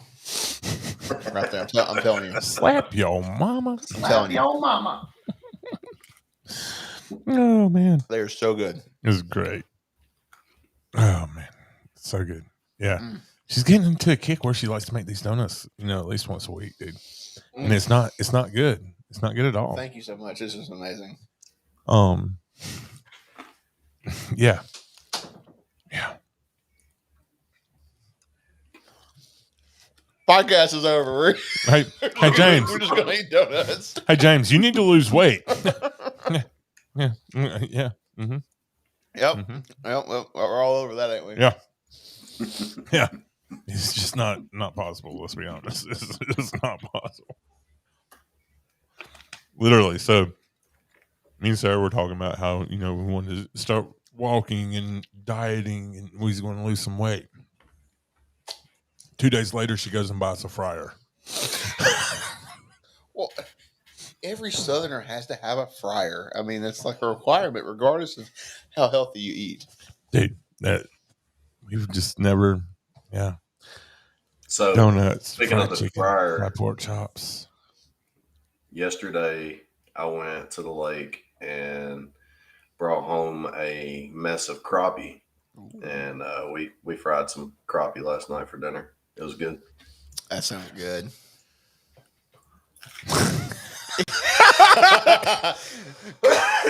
Comment of the night. Right here. Complained about not being able to ride around at Disney. Immediately eats donut right after laughing face. Logan, you got us, buddy. You got us. Yeah. You got us. I mean, when your gracious host offers you donuts, you don't just say no to donuts. Exactly. And when your wife tells you to do something, you just do it. Yeah. I mean, that's what you're supposed to do. She tells you to eat donut, you eat donut. I mean, exactly. Lisa's still here. I'm really amazed. She's stuck it out this whole 3 hours. I think Elle left us. I think she didn't come back. Yeah, Elle's probably messing with her slimy fingernails. Probably so. Yeah. Elle, that's a great comment there, and she's not even going to see it or hear it. Did you have hush puppies too? Ooh, hush puppies. Did you? Yes, Brian, we did. Oh, nice. Absolutely. Homemade hush puppies. We had fried okra. Oh, okay. Well, I needed an invite to this show. No kidding. I ought to come home from Disney for that. Tater tots. Oh, man. Nice. There's this little fried fish place in Tuscaloosa I keep seeing. I'm like, I'll drive by and I'm like, I gotta try that place out. I think this is the week. It's not on McFarland, is it? No, I think it's off of it's right off of 359. Lisa says I'm hanging tough. Wow, is there one off McFarland that's not good? Oh, Dwayne's still going like the Energizer Bunny. I don't know how we're still going. Yo, what is that place called? I don't know if it's any good. I wouldn't trust it. You wouldn't trust this place. I didn't even know about this. Is it like, did it look nasty or something? Just by looking at it, it's like, yeah. I don't know. Sometimes the best places is the hole in Listen, the wall looking. Look, and we have I had know this that. discussion on this podcast. Yes. Before. Yeah. Yes. And I'm definitely aware of that. I am no stranger to going somewhere and you're like, I shouldn't be here. Have you ever gone to Archibald's in Tuscaloosa? Yes. Okay, and it looks like a hole in the wall, right? Yes. And how amazing are the ribs? Amazing. Okay. But this is like same thing for the original Dreamland. Although, in my opinion, Dreamland's ribs are not as good. Let's talk about that. Dreamland's overrated. 100% overrated. Everybody, Okay. I don't like their sauce. No. And honestly, if you got a good rib, it don't need sauce all over it. Archibald's, no sauce on it. You know what? I eat nothing with them, but I eat the ribs. Yeah, because they're that good. And that's why daggum. Daggum. Daggum. That needs to be a soundbite. Daggum. But that's why Jim and Nick's knows that their ribs don't need much sauce. But they also know that people are weird, so they always bring you out a little souffle cup of it. Yeah, bring out the sauce. Well, some people want the sauce, some people don't want the sauce. Right. I like to they always pour the barbecue sauce on the pulled pork. I always tell them, put it on the side. I want to see how moist the pulled pork is. Is it dried out? Yeah. If it's not, then I don't need the sauce. If it's dried out, I'll put some sauce on it. Because you go to a restaurant, and right? If it gets dried out, you might need a little sauce to. Yeah. Lubricate it. I'm not having any luck finding it. Yes, I know where Panera's at in Tuscaloosa. You don't have to freaking tell me that. He's making donuts and you're going to split those pants again. Dude, who said that? Sebastian, you little turd. So, did I tell you that story? So you did tell me the I've story always worn about blue jeans at work, yeah. right? Yeah, and I got to get in the truck and freaking it just splits all the way down the leg. I think I talked about it on the show even. I can't find that place. That was good stuff. It's a really sketchy looking place. It's like, Is it like a white building? Yes. And it says like something fish on the side of it? Yes. I know which one you're talking about. Yeah, and it's not the good looking kind of rundown place, right? Right. Well, kind of like, have you seen that one that's like was it like T-Town Crab or something? Have you seen that one? Yes. And it's like it looks sketchy. That's it. That's it. T-Town Crab. Yes, that's it. That one's sketchy. It's like there's always this orange Dodge Challenger sitting out front. I'm like, that person's the owner, and they live there. They live there because it's there. It was there literally 100% of the time. It was there when I drove by at 5:00 this morning. Okay. So it's always there. Yeah, Mom likes Baumhauer's. Anybody familiar with Nashville at all? I've been a few times, so I'm familiar with some of it. Yeah, right, isn't that like known for its hip hop music? Is it close to Chicago? It's kind of getting that way. No. So right in I guess it'd be like South Nashville, Nolensville Road. It used to be a Crystals, and I'm pretty sure these Hispanic family lives there, and they make the best tacos. I don't care what you want. You want beef tongue, you want chicken, you want pork, beef, whatever. They've got them, and they got this green sauce that they make. It's pretty awesome. But man, I've driven by there 100 times, and I'm like, I am not stopping there. But a guy that I know, he's like, you haven't had a taco until you stop there, and they're good. He was right. But yeah, it's those hole in the wall places, man. Yeah, you got to use your judgment on them. Because like hole in the wall is known for the best barbecue for sure. Oh, 100%. And meat and threes. And meat and threes. Yes, meat and threes. Yes, but you've got to read the surroundings. You've got to take a step back and be like, okay, what's going on around here? Yeah, there's a place in Florence over close to 7 Points. They did hot dogs. Yeah. Freaking hot dog I've ever had. Yeah. But it was like, you're looking at it and you walk in there and it's like, there's no way this place passed the health inspection. No way whatsoever. But they had $1 hot dog Tuesdays. And I'm here to tell you, it was the best freaking hot dog you could find. So good. So good. There you go, buddy. Mom's talking about, oh my goodness. That's a story for another time. Brian has sent us. Yeah, look at the pictures. Look at the pictures on Yelp. You'll be like, oh my gosh, I don't know. But seriously. What? I'll be honest with you, dude. I don't do what's up, buddy? Right there. Jameson lost his mom. She's like, where's my mommy? And I'm like, right there. So it's making me download the Yelp app. That's suspect. Yeah. Here you go. I'll just send you a picture. I'll be honest with you, dude. From what I can see, though, how's it? It's being slow. That's not looking that bad. I mean, the outside's not horrible. That looks like a solid taco place, honestly. Yeah. I would definitely. Like something you would see in Mexico, right? I would stop there to eat. I would stop there for tacos. No, there's this place in. Let's see if I can find it. There's this place in Decatur. It's what road is it on? Hold on. There's a place in Decatur, and everybody talks about how good their Mexican food is, and it's literally like the Shack, and it looks like it's a like rundown abandoned building, and everybody talks about how amazing that the food is there. Mm-hmm. And one of the guys I used to work with in Huntsville, he was like, "Man, you got to stop there sometime you go through, and you got to check their food out," because he said the food is there. It's like fantastic, so good. Let's see if I can find it while I'm thinking about it. See, one of the big staples in Nashville is Arnold's. Arnold's is a good meat and three to go to. It's well known, and it's not like it used to be, though. But if you go down on Lafayette and 6th Avenue in Nashville, there's a place it used to be called Dan's Cafe. And it's called Dan DeGuire's or something like that now. It's a meat and three. There it is. It's there. Fantastic. Mm-hmm. And it looks, that picture actually looks good, but it used to look worse than that. Didn't even have a sign. It was just like a building with no sign.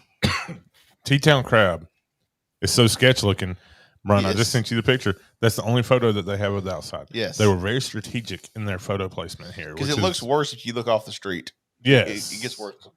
Yes. See, that doesn't look too bad to me. Well, you just need to see it in person. Let me tell you. Yeah. All right, and that's what I'm saying. Well, that's that taco stand that I was just talking about. Is I don't. It's the area. It's the area. No, this isn't even the area. This is right on McFarland Boulevard, right? This is like the main strip. Right down the road from the big shopping center and everything. What was that? You heard it sounded like a fax machine almost. Brian, you got a fax machine going over there? Nah, it's the TV in the other room.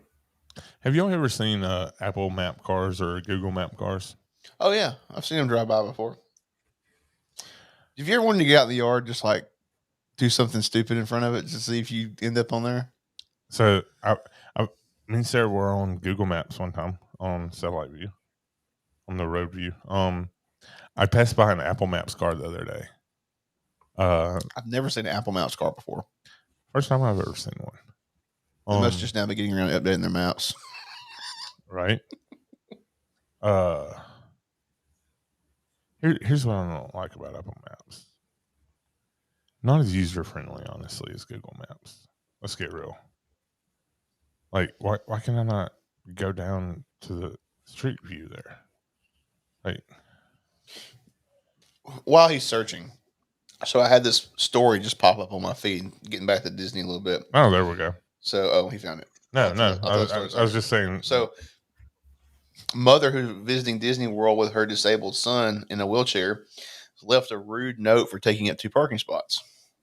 So I went down to read the thing real quick, and this apparently some guest put a fake parking violation ticket on their vehicle because it took up 2 spots so that the ramp from their van could come out for them to get their disabled son in the van because there were no handicap spots to park in. People like that just like you can tell when a vehicle has a ramp. You can tell they have a look to them, and you know that van is for disabled handicapped people. And that just something about that just walks all over me. Like, why people have to be so mean and rude about stuff like that. And that's one reason. Let's be honest. That's one reason why we keep having price increase at Disney. We're gonna go back to that. Disney wants to price out those kind of people. They want to price out the fights on the ferry. They want to price out the fights in the monorail line. Right? That's what they want to do. That 100% understand that. All for it. Yeah, how about the guy? But quit taking away stuff. How about the guy that was acting like he was at Halloween Horror Nights as a scare actor on Tom Sawyer Island the other day? Did you see that one? Yes. Yes, I did. Oh my goodness! So this, I don't know if any of y'all who's watching or listening saw this, but this guest, Brian is not paying attention. This guest, Tom was at Tom Sawyer Island at Magic Kingdom, and he decided to jump the fencing, go kind of backstage areas, grab the hatchet off the wall at the barn over there. And then he was in a cave. There's a cave on Tom Sawyer Island. He's in this cave, and he's scaring guests like he is a Halloween Horror Nights actor, all while singing and humming songs from Country Bear Jamboree. Needless to say, this person needs some help. So yeah, they had to shut the island down. They evacuated everybody off of it, and then of course security and Orange County sheriffs come and the rest of the guy. When has Tom Sawyer's Island been evacuated? That's probably the only time ever. I mean, let's be real. Like, when has it ever been evacuated? Wow. You know, it's just like I need some help though. Yeah, yeah. Unfortunately, it's sad, and you know that. Let's be real. That's a real problem in the country. We don't have, you know, we don't make it easy for people to get that access that they need, that help that they need. Right. And it's really, I mean, you see it taking effect everywhere. You know, it's crazy, but you freaking ripped a hatchet off the wall. Needless to say, that prop will never be back on the wall ever again. Look, let's be honest. We're about to lose a lot more props too. Oh yeah, it's gonna be a lot of animatronics gonna be gone too. Yeah. Blasters on Buzz Lightyear? I don't think so. You know, they're going to get rid of everything that could be violent. I just want them to make the blasters on Buzz Lightyear out the ones at Disneyland, so you can pick them up off the car and shoot at stuff versus spinning my car around in circles to aim it at the proper point. And you haven't been on it with a child. Being on it with my brother's like being on it with a child. Sarah hates that ride because she's just, I'm smart, right? I need to reword that. So you're not smart? You're dumb? Yes, I am dumb. So I actually when we do Buzz Lightyear Space Ranger Spin, I make it to where the boys can't get to the joystick, you know? Sure. And I don't think she just has that ability because, you know, I'm a lot bigger, right? She's spinning the entire time. Like it never stops. Yeah.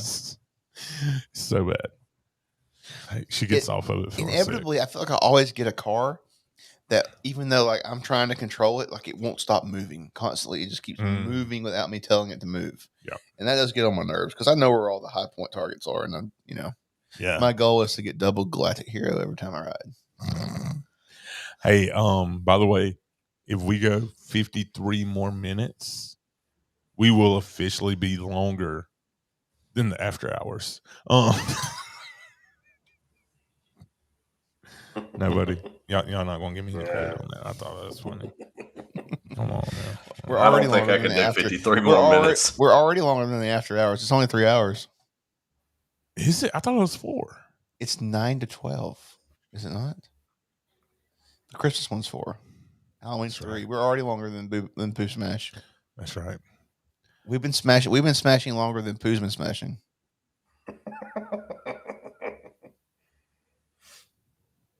If you ain't on Mouses and Magic Podcast, then where you at? I still feel like we didn't do the whole. Well, we didn't do the theme song I was going to come out to though earlier. I was like, Which one was we going to do? It was the Big Thunder with the added outro. Yes, I don't know if I've even done that on the show. Brian might not have even heard it. Howdy, partners. If any of you folks are wearing hats or glasses, best remove them, because this here's the wildest ride in the wilderness. You've been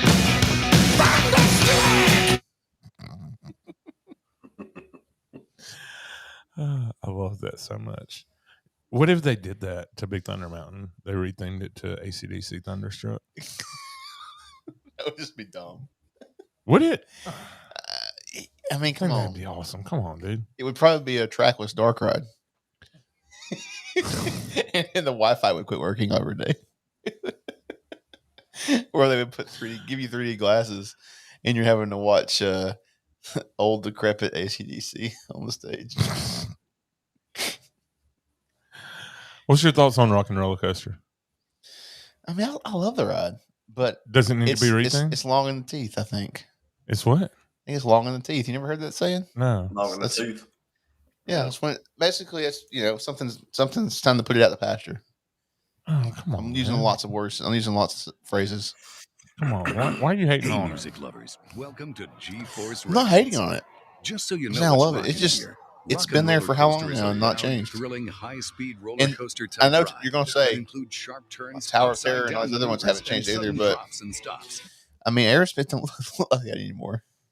I mean, and a lot of people are calling for that now for it to change. But why? I mean, I don't care. It can do whatever. I do think, like, if you're going to keep it though, maybe redo the inside a little bit. So I don't hate some updating, but like a retheming, putting a new band in there. Like some people, no, it had to be a band. A lot of people are saying that could be like Monsters Inc. themed, like you're going through the Door Factory. No. What? No. I mean, you could do that, but what Mom read the other day that Disney's contract for Aerosmith's music is about to be up, and Universal owns the rights now. have not heard that. I did hear about that. That Universal controls has the rights to it. Yes, Universal controls because they're on their record label. Mm-hmm. Interesting. Yep. So yeah, Universal. If that's the case, then it's going to be the pre-show would be gone and everything, right? So I mean, yeah, the music. So the music, the pre-show, yeah. all of it would be gone. The whole thing. So where do we go from here? Well, then I guess you have to go for a retheme. To what? I don't know. That's a good question. Brian doesn't even have his headset on. He's not probably be listening some. to us. Yeah, he does. Oh, okay. It's the One Piece. Yeah. I mean, some kind of IP. It'd be some kind of IP. Why are we making everything IP? Because that's what they do now. Yeah. I mean, I don't want all IP. Kind of like has anybody else besides myself and maybe you seen the list of what's going to be in Enchantment?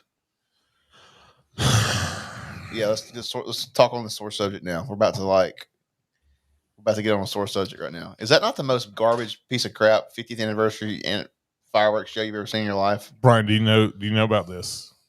I don't. Chase, tell him. So, to preface this, Disneyland, for their 50th anniversary fireworks show, it paid tribute to the 50 years of Disneyland by paying tribute to the rides, what makes Disneyland Disneyland, and the attractions and experiences. Okay, so when Disney World announces their new fireworks spectacular for the 50th anniversary, it's going to be all Pixar themed, and a lot of it is Pixar movies that I really couldn't give two craps about. Well, look, we've got a freaking BB-8 golden statue. I love BB-8. Don't get me wrong. Well, not even BB. Why do we have Joe? What's his face from Soul? Why does he get one? What's his name? I don't even know. Joe something. I never even finished the movie. But why? That's like a brand new movie, and it wasn't. And it's not even good. Wasn't that good? Why does he get a gold statue? Like, how many characters from the 50 years or from the last 100 years of Disney animation could we have used in place of these people? I feel like, honestly, between the three of us, we could sit down and name them right now. There's so many characters. I really do. I feel like we could name 50 characters that are in Disney history and present Disney. Why couldn't all the princesses get one? Is that too? Is that not inclusive enough though? Is that why? Could be onto something. They had to include that ball of droid. Mom says it was after you and Sarah did your show last week about which one has to go that I read it. Also saw that Everest is closing for a time for maintenance. Okay, yes, so let's address this. Somebody told me, don't believe it, when I was down there a couple of days ago, that the Yeti is not on the attraction now, and I told them they're full of it. They're telling me that the Yeti had been completely removed from the mountain. I said, "That's impossible." It literally so that's impossible. It's literally built into the mountain. How could they have removed it? Joe Rody said during the shutdown, as soon as the park shut down. For those of you who don't know, Joe Rody is Well, he was the guy who built Animal Kingdom. Yeah, he was up. The freaking Imagineer for Animal Kingdom. Yeah, he made it very clear it is impossible to fix the Yeti. Well, but they also filed a patent. Have you seen the patent they filed for large animatronics, like for decreasing vibrations from large animatronics inside of structures? Did you see that patent they filed? No.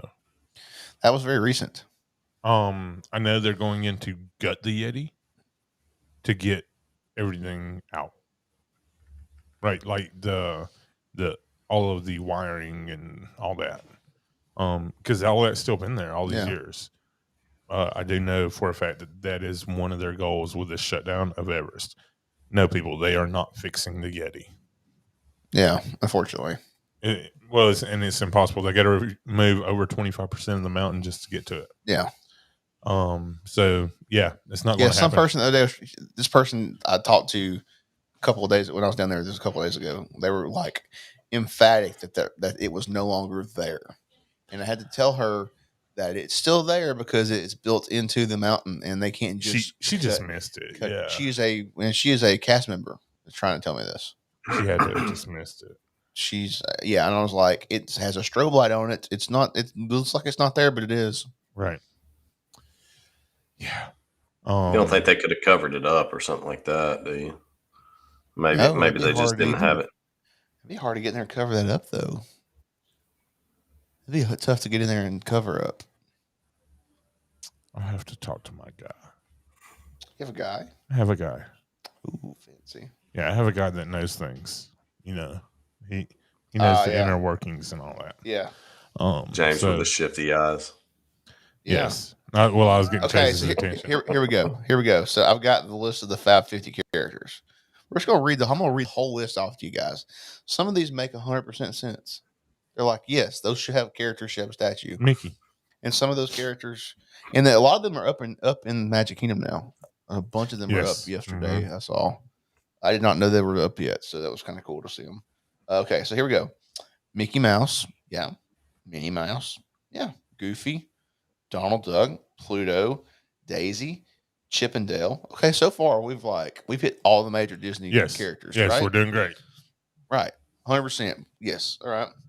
Lady and the Tramp. Okay, dig it. Yeah, that's a classic Disney movie, right? Jack and Gus from Ratatouille.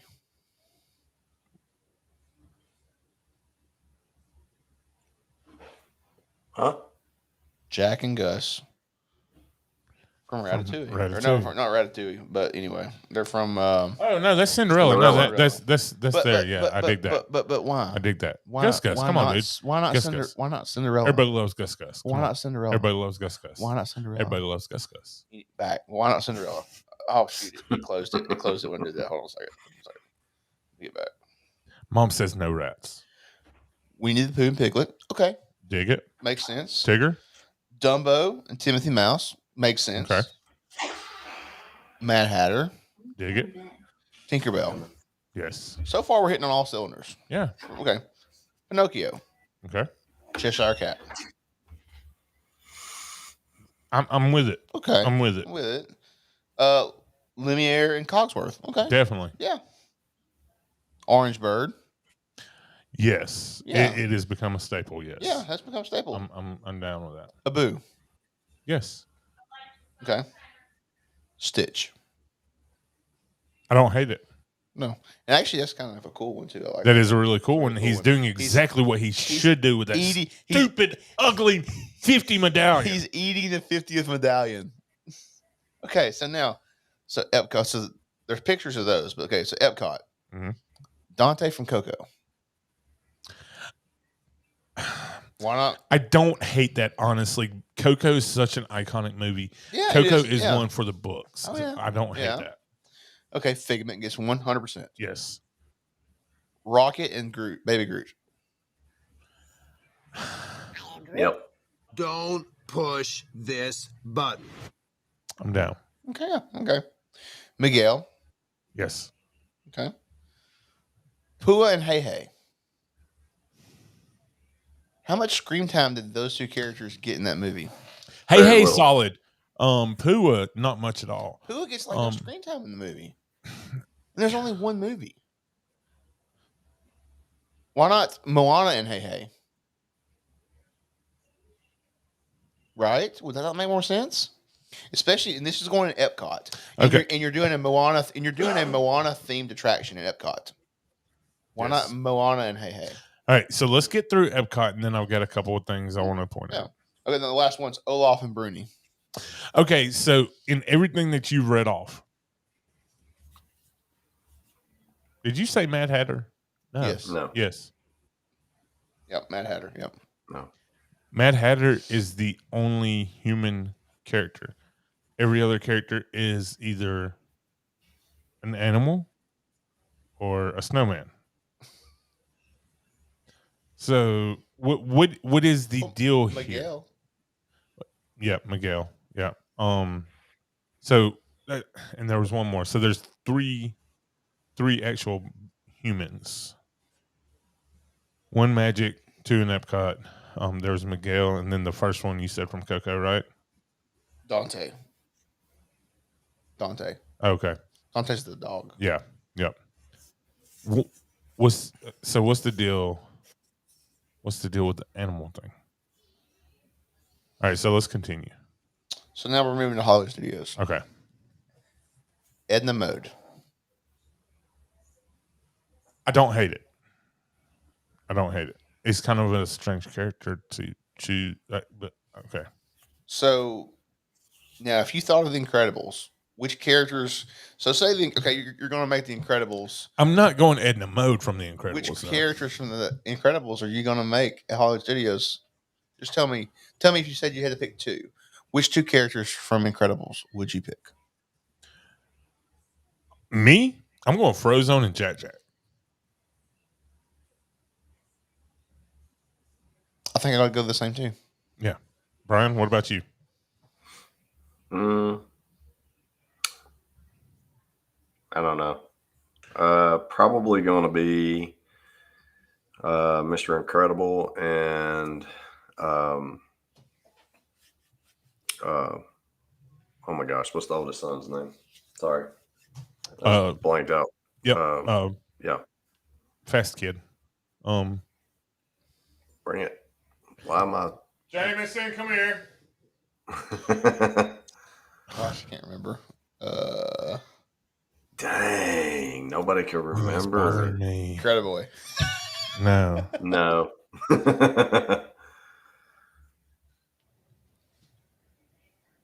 Anybody? Hey, what's the little boy's name in The Incredibles? Which one? The fast one. Dash. Thank you, buddy. Good Dash. job. Love you. What do you mean? Yeah, I know. Dash. Okay, So okay. So now So we're gonna keep going for Hollywood Studios here. Next one, Joe Gardner from Soul. Again, never finished the movie. Not a fan, and it's brand new. Right. Okay. The next one makes sense. Woody and Bo Peep. Dig it. 100% makes sense. Yes. 100%. R2D2. 100% cool with that. I think it should have been, honestly, I think it should have been R2 and C3PO, personally, together at Hollywood. Yep. Yeah. Outside of Star Traders. Yeah. Not Star Traders, sorry. Tatooine Traders. My bad. Right. Anyway, so next one, Sebastian and Flounder. Down with it. Cool with that. BB-8. Weird. Right. Yeah. Like I said, so BB-8 gets one and C-3PO doesn't get one, which is way more iconic for Star Wars. Let's move to Animal Kingdom, and I got one. There's one more. Okay. And Frozone gets one. Frozone does get one. Frozone does get one. I'm down with Frozone getting one. But why Edna Mode? Edna Mode, honestly, like you said, Jack Jack's a way better choice. Edna Mode has like a cult following, honestly, though. Really? Yeah. Yeah. It's gonna be spectacular, honey. It's very cultish then, because I'm like, I don't get it. There's a lot of people who absolutely love Edna Mode. They flip out over Edna Mode. They see Edna Mode, they go crazy. Well, she had a meet and greet, so I mean, I guess I kind of get it. Right. Right. And she's in the cavalcade. Now, let's go to and Animal Kingdom never has anything. Let's go to Animal Kingdom, and I swear, if you name one human being, I'm going to flip out. So let's go. All right. So Timon and Pumbaa. Okay. Classic. Nemo and Dory. Okay. Simba. Okay. Bambi and Thumper. Okay. Why is Bambi and Thumper in Animal Kingdom?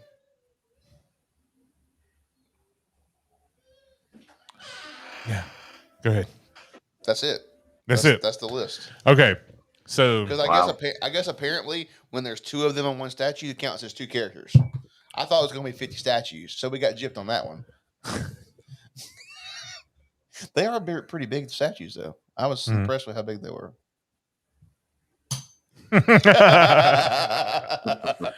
So here's my thing. All right, so let's talk about this for just a minute. Where's the princess? No princesses. Why? I don't know. That was my question. Why is there no princesses? Yeah, Lisa, no hate on Bambi. I'm not saying Bambi shouldn't get one. Yeah, I think Bambi's a classic. I'm asking why is it at Animal Kingdom and not at like? It makes more sense for it to be Magic Kingdom. I understand there's not a ride at Magic Kingdom, but there's not a ride at Animal Kingdom. Why doesn't Bambi get any love in the parks? I mean, what would you do though? Would you do like a dark ride?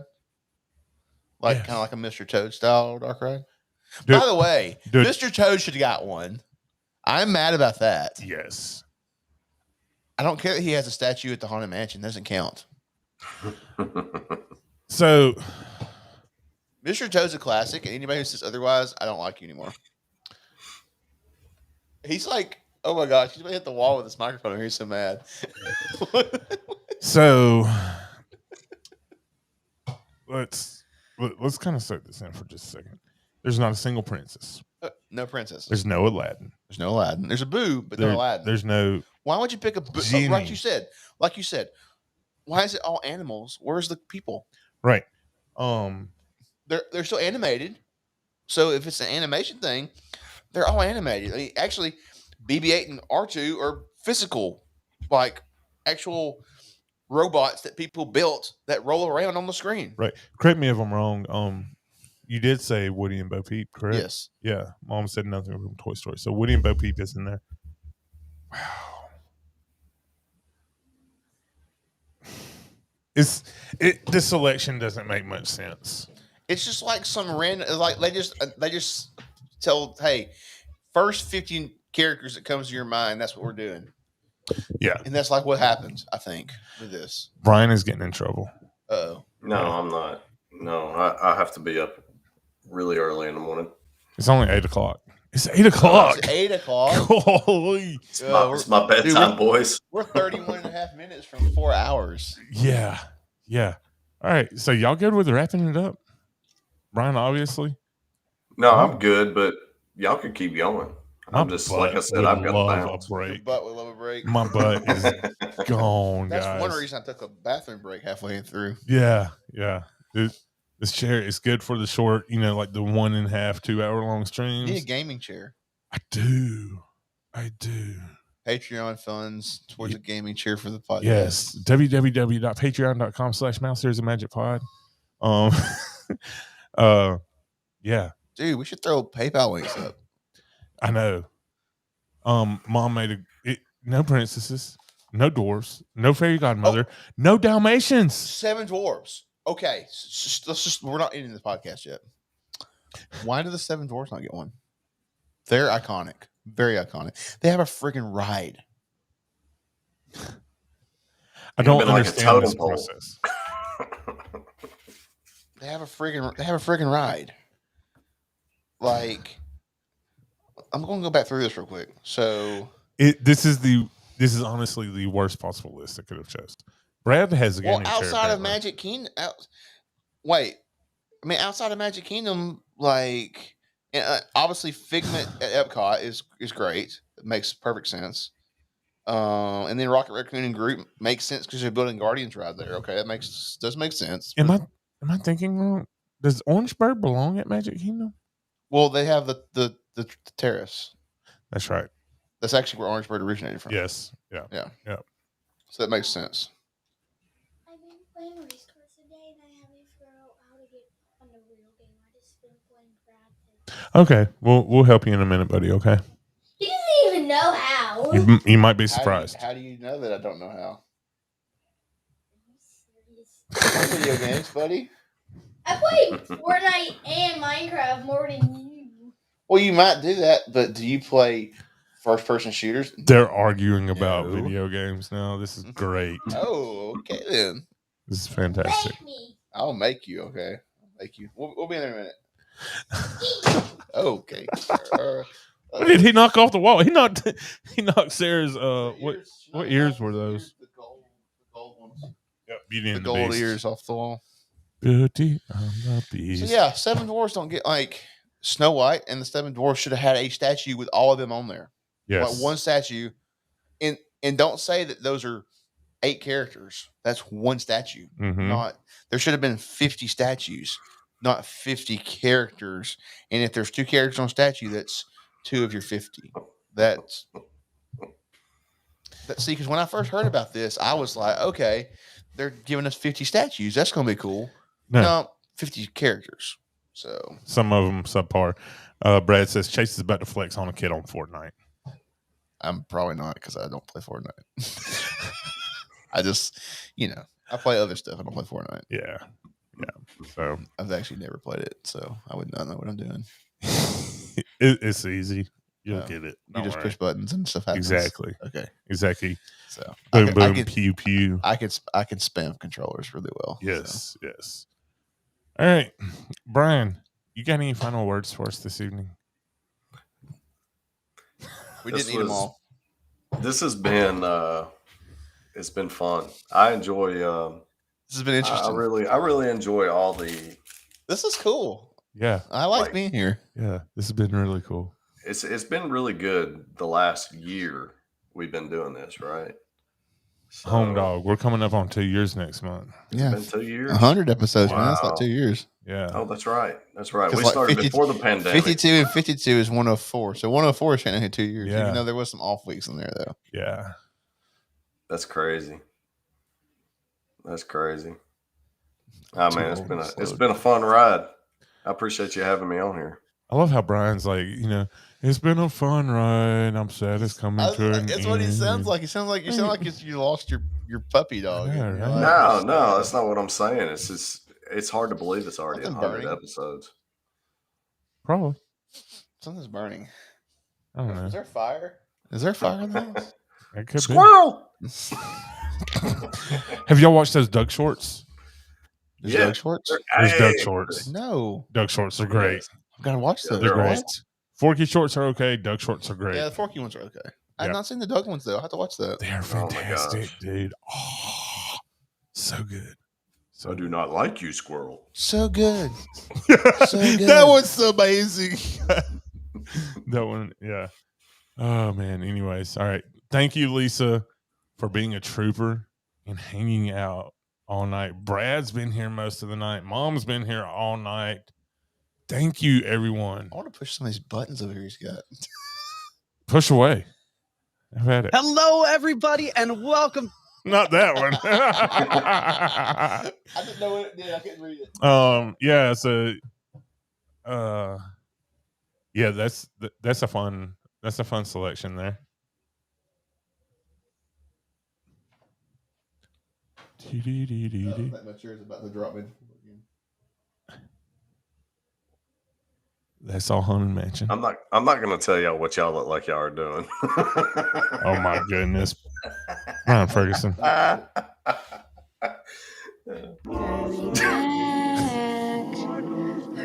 back. Be sure to bring your death certificate. Brian, we got to get you down here one night just so you can touch the buttons and He all. might let you push buttons. Don't the buttons feel cool? I'm not touching the buttons. Don't they feel cool though, for real? Like, if you ain't on Mouses and Magic Podcast, then where you at?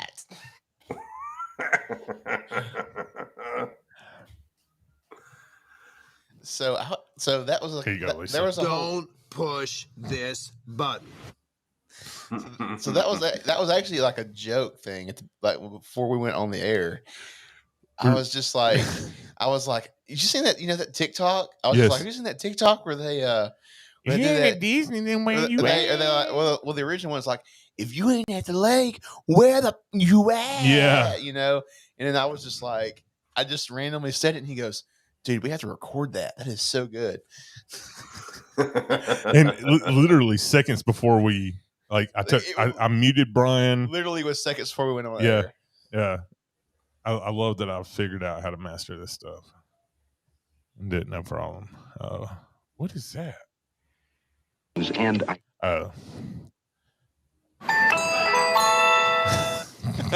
To those guests who've just joined us, welcome. Our next stop is the Magic Kingdom. Wait a minute. Hold on. I've got to add one to this. Uh-oh. I need to add one, though, if we're going to do all that. What are you about to add?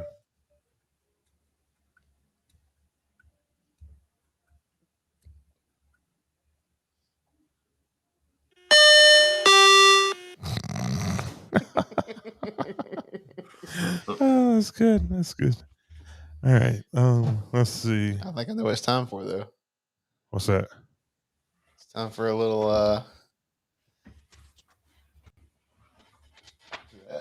I don't see them. Oh yeah. About time for that one, isn't it? Yeah. It's about time for the green button. It is. It is. All right. Mom says we're blowing her eardrums out. Oh, sorry. I didn't mean to make it that loud. Yeah. It'll be okay. All right. So Brian, words of wisdom? Anything? Final words? Just trust in Disney. They'll make things right eventually, maybe. Eventually. As long as they get rid of Chapek. Yeah. Chase, any final words? This was fun. I enjoyed being here. This has been great. And it kind of makes me want to like join in more often. Yes. Yes, it needs to happen. Yeah. Like I need to get me like some kind of something at the house so I can join in from the house. Yes, this has been great. Versus using my cell phone. Right. On a gimbal. Yeah, this has been awesome. Fan-freaking-tastic. 100th episode after hours. Because apparently parties aren't a thing anymore. They aren't. I have so much editing to do to split this up. You know, I'm not going to drop a 3.5 hour podcast. We have done Joe Rogan style podcast. Where we just talk about anything and everything. It just hit me. And the length. Yeah, definitely. Oh, man. Yeah. So multi-part episode is how it's going to drop on the good old podcast platforms, Apple, Spotify, iHeartRadio, Pandora, Audible. Dude, do you drop it like half one day and half another day? I drop it like it's hot. Drop it like it. Oh, you got to put that on the thing. Drop it like it's hot. Drop it like it's hot. But yeah, I don't know how I'm going to drop this one. I'm going to have to figure this one out. It's going to be interesting. and we'll have the clips coming up.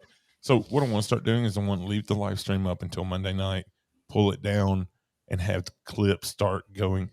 There's lots of clips from the show. This show has been so fantastic. We're literally going to have clips going up every day. For months. Yeah, they're going up every day this week. This is going to be great. So if you missed, Logan says my comment from earlier should be a soundbite. The problem is this is what it would sound like.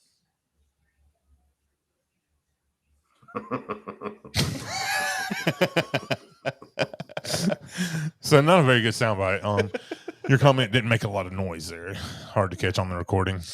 So, for the missing Sarah, Brian, the lovely Chase. Thank you. I'm James. Lovely Chase. We'll be talking the to lovely you Chase. real soon. The excellent Chase. And so our journey comes to an end, but yours continues on. Grab hold of your dreams and make them come true. For you are the key to unlocking your own magic. Now go, let your dreams guide you. Reach out and find your